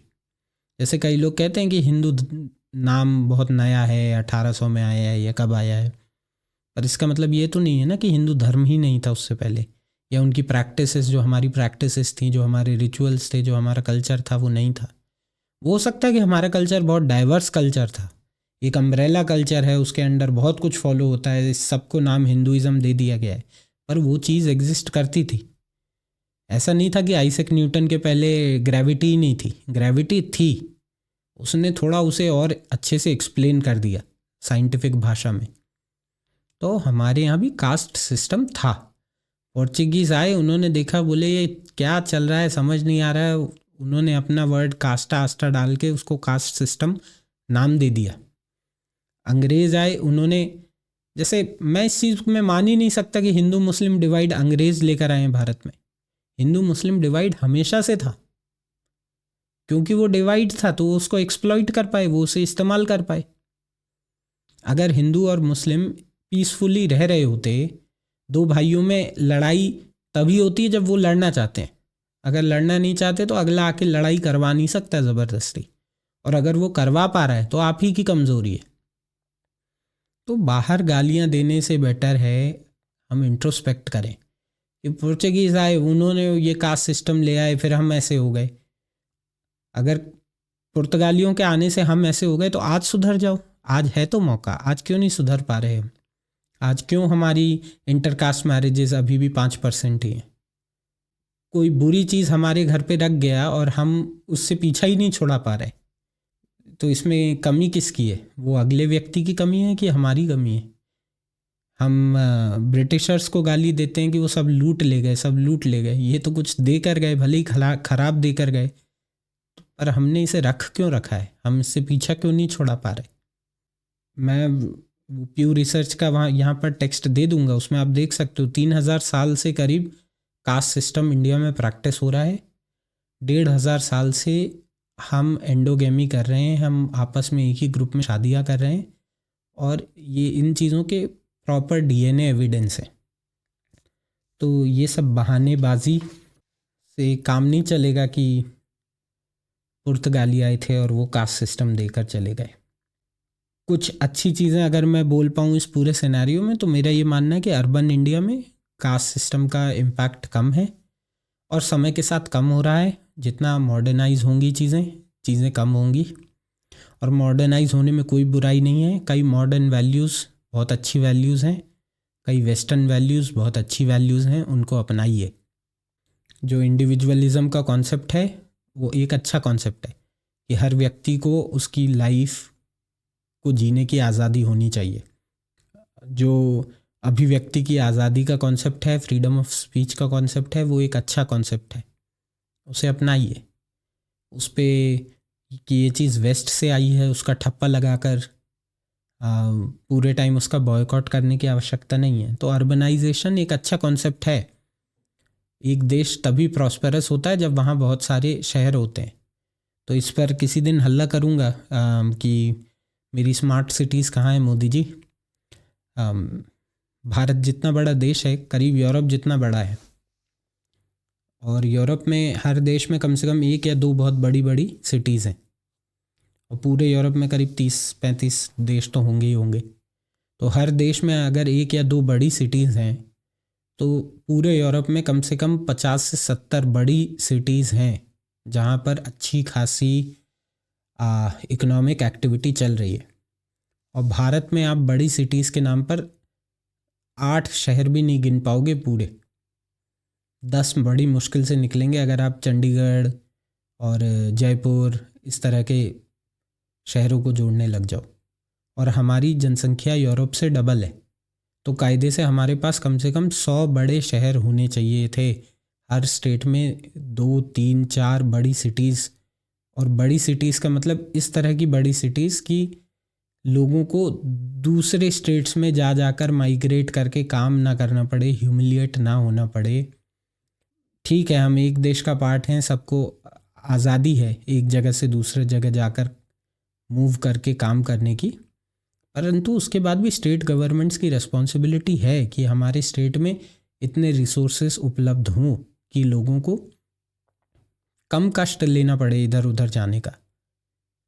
तो अर्बनाइजेशन एक अच्छा फिनोमेना है। जितना अर्बनाइजेशन होगा, जितना शहरीकरण होगा, जितने नए शहर बनेंगे, उतना ये कास्ट सिस्टम का इम्पैक्ट सोसाइटी में कम होगा। गवर्नमेंट भी एफ़र्ट लगा रही है इन चीज़ों में। मैंने पढ़ा है कि कुछ इनकरेजमेंट रहता है इंटरकास्ट मैरिज करने के लिए, कहीं कोई कैश बेनिफिट मिल रहा है, कहीं कुछ मिल रहा है। परंतु ये सब कुछ सिर्फ कैश बेनिफिट से नहीं हो सकता ना, इसमें काफ़ी हद तक एक कल्चरल चेंज लाने की आवश्यकता है। अब मेरा ये नहीं कहना कि ज़बरदस्ती जाकर इंटरकास्ट शादी कर लो, लेकिन बहुत बड़ा कल्चरल चेंज तो यही चाहिए कि भाई लव मैरिजेस होनी चाहिए, कि अरेंज्ड मैरिज का हम पीछा छुड़ा पाएँ, बच्चों को अपना पार्टनर चुनने की आज़ादी हो, ऑनर किलिंग्स ना हो। जहाँ जब तक पढ़ते रहो इंटरकास्ट, इंटरफेथ, इंटरस्टेट, इन सब शादियों के चक्कर में ऑनर किलिंग्स हो रही हैं देश में। तो ज़रूरी ये है कि इंडिविजुअल फ्रीडम दी जाए, उस इंडिविजुअल फ्रीडम से हर इंसान को ये आज़ादी हो कि वो अपना पार्टनर चुन पाए, और इर्रिस्पेक्टिव वो पार्टनर का क्या बैकग्राउंड है, वो उस पार्टनर से शादी कर पाए। और यही लिबरल वैल्यूज़ हैं, और ये अच्छे लिबरल वैल्यूज़ हैं, ये कोई ख़राब लिबरल वैल्यूज़ नहीं है। तो इन्हें सीखें, हो सके तो अपने माँ बाप को सिखाएं, और अगर माँ बाप को नहीं सिखा सकते तो कम से कम खुद सीखें। अगर खुद के लिए ऐसा लगता है कि ज़िंदगी ने अन्याय कर दिया, मेरे साथ इनजस्टिस हो गया, तो आगे वाली पीढ़ी को उस इनजस्टिस से बचाएं, कम से कम ये तो करें। सिर्फ और सिर्फ एक लॉजिक जो मैं देख सकता हूँ, जो छोटा सा एक बेनिफिट मैं कास्ट सिस्टम का देख सकता हूँ, वो ये है कि कुछ कास्ट ग्रुप्स हैं जिन्होंने इस सिस्टम को यूज़ करके अपने आप को काफ़ी प्रॉस्परस किया है। जैसे मारवाड़ी हैं, अक्सर जो अग्रवाल समाज के होते हैं उनको कहा जाता है कि भाई ये लोग अपने कनेक्शंस को यूज़ करके, अपनी बिजनेस एक्यूमेंट को यूज़ करके, उसकी नॉलेज को यूज़ करके प्रॉस्पेरस हो पाते हैं। ब्राह्मण हैं, वो काफ़ी हद तक काफ़ी एजुकेशनल सेक्टर के आसपास बने होते हैं। हो सकता है उनका कुछ फ़ायदा हुआ हो इस प्रोसेस से। अब लोग बोलेंगे कि उनका फ़ायदा हो रहा है, ये तो गलत चीज़ है, पर देखो किसी का भी देश में फ़ायदा होता है तो अल्टीमेटली देश का फ़ायदा होता है। कोई भी ग्रुप प्रॉस्पर करता है तो देश का फ़ायदा होता है। आपको ये भी सोचना चाहिए कि अगर आपको देश की दूसरी माइनॉरिटीज़ की फ़िक्र है, तो ये भी माइनॉरिटीज़ हैं नंबर्स के बेस में, तो इनकी भी फ़िक्र तो होनी चाहिए। तो आपको उन जातियों की भी चिंता करनी पड़ेगी जो हो सकता है सोशल इंडिकेटर्स में आगे हैं, लेकिन अब उनके साथ हो सकता है एक रिवर्स डिस्क्रिमिनेशन की प्रोसेस चालू हो गई हो, तो इस पर नज़र तो रखनी पड़ेगी ना। तो मेरा ये मानना है कि एक इकलौता बेनिफिट बस यही कह सकता हूँ कि ऐसे कुछ ग्रुप्स हैं, उन्होंने अपने कुछ कम्युनिटी सेंटर्स बनाए हैं, कम्युनिटी हॉल्स बनाए हैं, और कुछ छोटे मोटे गैदरिंग्स करके वो थोड़ा सा इस प्रोसेस में अपने आप को आगे बढ़ा पाए हैं। यही शायद बस मुझे लगता है कि कास्ट सिस्टम का थोड़ा सा बेनिफिट रहा है। वरना तो मैं ऑनेस्टली कहूँ तो अगर ये सिस्टम प्योरली ख़त्म हो जाए तो कोई बुराई नहीं है, क्योंकि मुझे इसका कोई ऐसा बेनिफिट नहीं लगा कि जिससे सच में भारत को कोई फ़ायदा हो या हिंदुज़म को कोई फ़ायदा हो। प्लस मुझे ऐसा भी नहीं लगता कि हिंदुज़म का ये एक ऐसा पार्ट है कि इसे निकाल दिया तो अब तो हिंदुज़म में कुछ बचेगा ही नहीं। तो मैं उस तर्क से बिल्कुल सहमत नहीं हूँ। जो लोग ये तर्क देते हैं कि जाति के बिना, तो जाति वर्णा के बिना हिंदुज़म सर्वाइव नहीं कर सकता। थोड़ी देर पहले मैंने ये कहा था कि मेरा जो दोस्तों का ग्रुप है वो समहाउ सेम कास्ट लेवल, जो यूजुअली बोला जाता है, ज़्यादातर दोस्त उस कास्ट लेवल के हैं। और टू बी ऑनेस्ट, आज से पहले मैंने कभी नहीं सोचा था इस बारे में। अभी मैंने थोड़ा सोचा कि एक्चुअली में क्या है भाई, ग्रुप कॉम्बिनेशन क्या है, और मुझे कोई फ़र्क नहीं पड़ता। मैंने किसी की कास्ट पूछी भी नहीं है, बस सरनेम से मैंने गेस लगाए हैं कि हो सकता है इसकी ये कास्ट रही होगी। आज के समय में मेरे कई दोस्त ऐसे हैं जो इवन भारत के नहीं हैं, भारत के बाहर के हैं, तो फिर तो इस कास्ट सिस्टम का पार्ट ही नहीं बनते। परंतु मेरा ये मानना है कि हुआ क्या है कि आपके दोस्त यार जो होंगे वो आपकी इनकम अपॉर्चुनिटीज़ के हिसाब से, आपके एजुकेशन के हिसाब से आपकी रेंज के आसपास के ही होंगे। जैसा मैंने बोला था कि आप अंबानी के दोस्त हों, इसकी प्रोबेबिलिटी बहुत कम है। तो सेम मेरा भी केस है। तो मेरा एक जो सर्कल है वो एक ऐसा सर्कल है जिसमें इनकम अपॉर्चुनिटीज़ के वाइज, एजुकेशन के वाइज। सीधी सी बात है, मैंने मास्टर्स की है तो मेरे कई दोस्त ऐसे हैं जिन्होंने मास्टर्स की है, जिन्होंने बैचलर्स की है, जिन्होंने पीएचडी की है।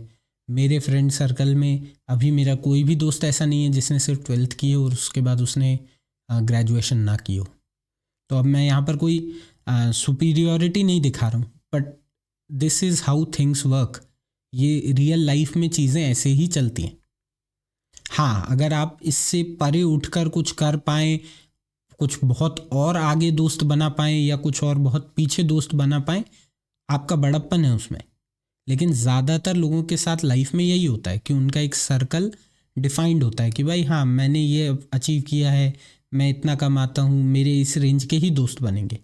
अगर आपका कोई दोस्त बाद में कमाने लग गया, बात अलग है, वो एक अलग चीज़ है। वो सुदामा कृष्णा वाली जो स्टोरी है वो अलग स्टोरी है। पर आज के रियल लाइफ में आपके जो दोस्त होंगे वो मोर और लेस इनकम लेवल पर, एजुकेशन के लेवल पर आपके बराबर के होंगे, वो वैल्यूज़ के लेवल पर आपके बराबर के होंगे। अगर आपका वैल्यू सिस्टम 15वीं शताब्दी का है तो आप कंपैटिबल नहीं हो पाएंगे, आप इंडिया में कंपैटिबल नहीं हो पाएंगे, आप वेस्ट में कंपैटिबल नहीं हो पाएंगे। यही चीज़ें आपको थोड़ी सी समझनी पड़ेंगी कि आपके दोस्त उसी सर्कल में बनेंगे, और वही मेरा सर्कल था। इसलिए शायद ज़्यादातर एक अपर कास्ट का, जो आप बोल सकते हैं कि एक गुट जो है वो मेरे दोस्तों में ज़्यादा है। पर मैंने जान समझकर कभी कोई दोस्ती नहीं की है, आगे भी नहीं करूँगा। मेरे को कोई फ़र्क नहीं पड़ता है कि लोग किस जाति से आते हैं। पर अगर आपके मन में वो कास्ट प्राइड है तो उसको थोड़ी थोड़ी चोट मारिए और धीरे धीरे कोशिश करिए उसे ख़त्म करिए। और इतना सब कहने के बाद रिजर्वेशन के भी बारे में ये ज़रूर बोल दूंगा कि मैं पर्सनली इम्प्लीमेंटेशन से बहुत खुश नहीं हूँ। मेरा मानना है पिछले 70 सालों में किसी भी जाति का उत्थान तो हो नहीं पाया है, सिर्फ नई पिछड़ी जातियाँ ऐड ही हुई हैं। तो पॉलिटिक्स से इसका सॉल्यूशन मिलना नहीं है, जुडिशरी से इसका सॉल्यूशन मिलना नहीं है, कोई क्रांति इसके लिए हो नहीं सकती। क्योंकि सच्चाई यही है, प्यू का भी मैं रिसर्च शेयर करूँगा कि 70% जनता भारत की बैकवर्ड कास्ट में आती है, ओबीसी, एससी या एसटी में। सीधी सी बात है कि 70% जनता को पॉलिटिकल जो पार्टीज़ हैं वो नाराज़ नहीं कर सकती। अब इस 70% जनता को करीब 50% का रिजर्वेशन मिल रहा है, एक वे में इतना अनजस्टिफाइड भी नहीं है। अगर मान लीजिए सिचुएशन ऐसी होती कि 10% जनता को 50% रिजर्वेशन मिल रहा है तो सिचुएशन अनजस्टिफाइड बोलता मैं। तो बहुत ज़्यादा ख़राब सिचुएशन नहीं है। हाँ, मैं ये मानता हूँ कि थोड़ा सा सेल्फ एस्टीम आना चाहिए। अगर आप इतना अपनी कास्ट आइडेंटिटी से अगर आपको लगाव है तो किसी कास्ट में ये वाली चीज़ आनी चाहिए कि हाँ भाई, मेरी कास्ट का उत्थान हो गया है, मेरे कास्ट के इनफ लोगों ने इस सिस्टम का बेनिफिट ले लिया है और अब मुझे इस सिस्टम की और आवश्यकता नहीं है। तो वो कास्ट आगे आ सकती है और बता सकती है सरकार को कि भाई अब हम रेडी हैं, हम compete कर सकते हैं, हमें आप अपग्रेड कर सकते हो।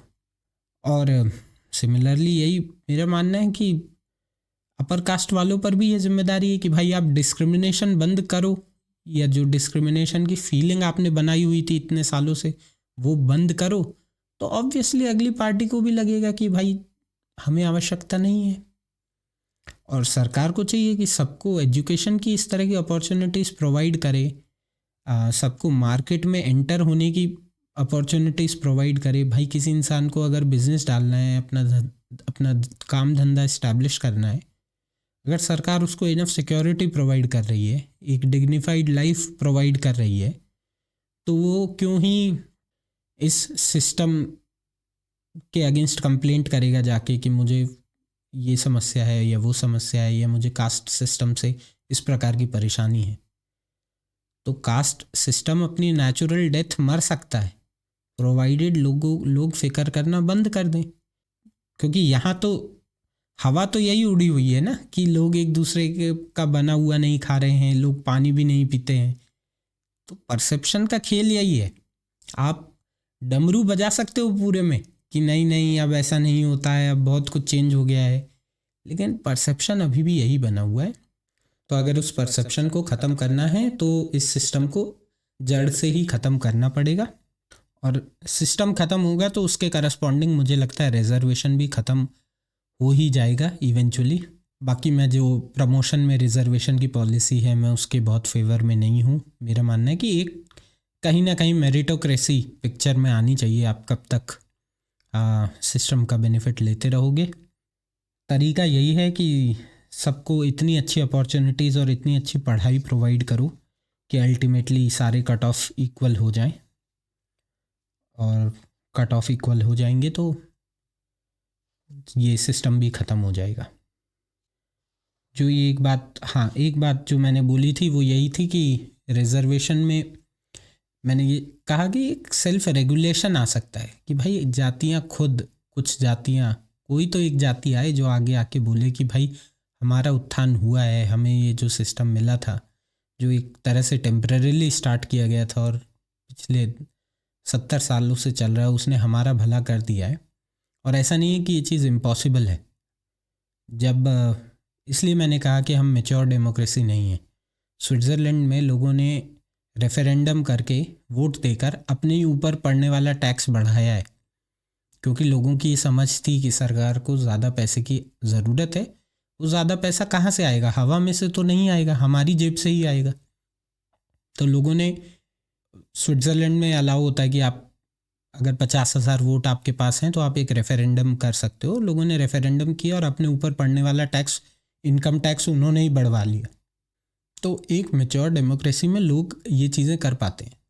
सेल्फ रेगुलेशन नाम की एक चीज़ होती है जो की जा सकती है कि भाई हमें कोई बेनिफिट बहुत लंबे टाइम से मिल रहा था, अब ये बेनिफिट हमने इस्तेमाल कर लिया है। हमारी जाति के जो दूसरे लोग हैं जिन्हें ये बेनिफिट नहीं मिला, अब वो इस बेनिफिट को एक्सेस कर पाएँ। इससे आप अपनी ही जाति के दूसरे लोगों का भी भला कर रहे हैं, आप अपना उत्थान तो कर ही चुके हैं। और अगर आपको किसी प्रकार का प्राइड फील होता है कि भाई कास्ट सिस्टम में हम ऊपर आ गए थोड़े और, तो वो प्राइड फील कर लीजिए। मैं तो पर्सनली चाहता हूँ कि इस सिस्टम में किसी को भी प्राइड फील ना हो, पर अगर आपको लगता है कि हमारे इस सिस्टम में हम प्रमोट हो गए हैं, ऊपर आ गए हैं किसी प्रकार से, तो ठीक है। तो दो मेन पॉइंट जो मैं बोलना चाहता था वो यही कि पर्सनली आई फील कास्ट, जाति, वर्ण एक इन्फीरियर सिस्टम है।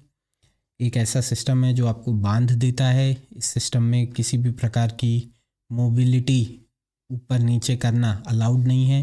प्योरली बर्थ बेस्ड चलता है, जन्म के आधार पर चलता है। किताब में लिखा है कि आपके कर्म से डिफाइन होगा, ये सब बातें कहानी है।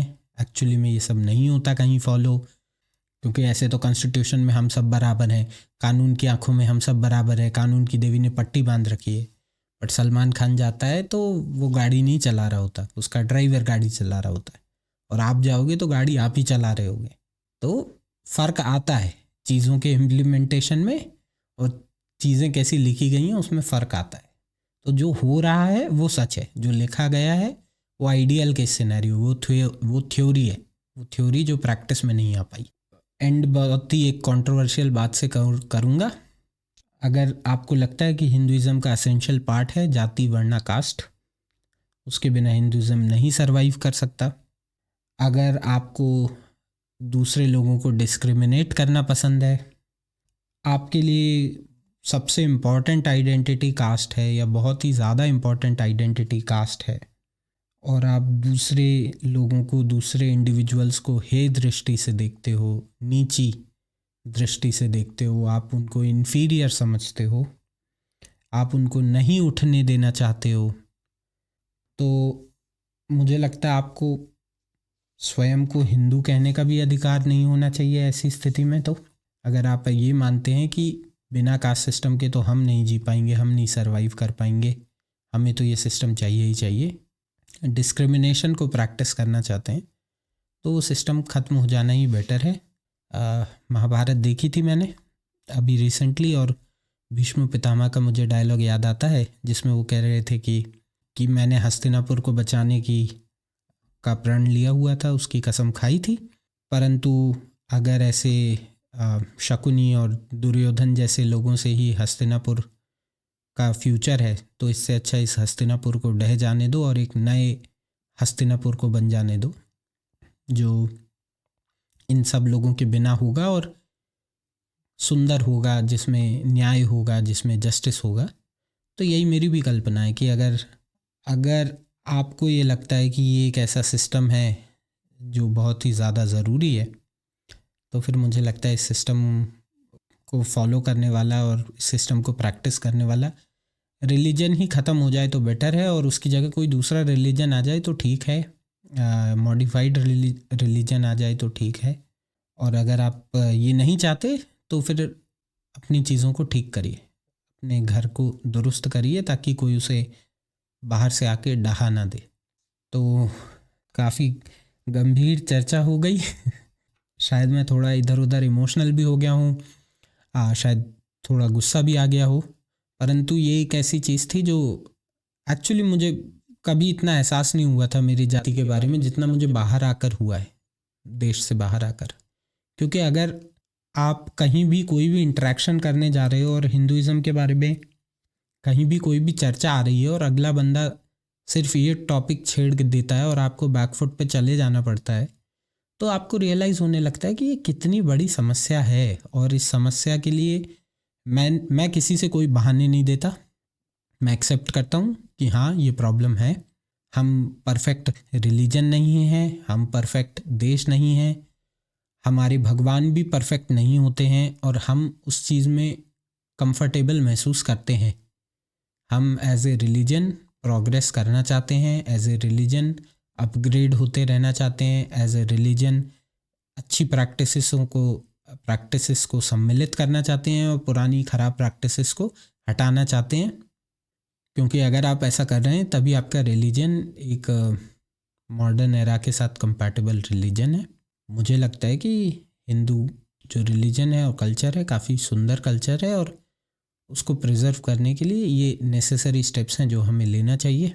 हमें उस स्थिति में पहुंचना चाहिए कि हिंदुइज़्म पर बात हो तो कोई आप पर कास्ट सिस्टम का बाउंसर ना फेंक सके और आपको बैकफुट पे ना जाना पड़े। हिंदुइज़्म के बारे में जो भी बातें हों वो जो अच्छी बातें हमारे रिलीजन में है, फ़िलॉसफी में है, उस पर बातें हों। उम्मीद है आप लोगों को यह चर्चा अच्छी लगी होगी, कुछ नया सीखने को मिला होगा। हो सकता है आपके जो कुछ कॉन्क्रीट आइडियाज़ हों, कुछ आइडियाज़ ऐसे हों जिनमें आपको लगा हो कि अब कोई बदलाव संभव नहीं है, इधर उधर शायद मैं छोटे मोटे डेंट कर पाया हूँ।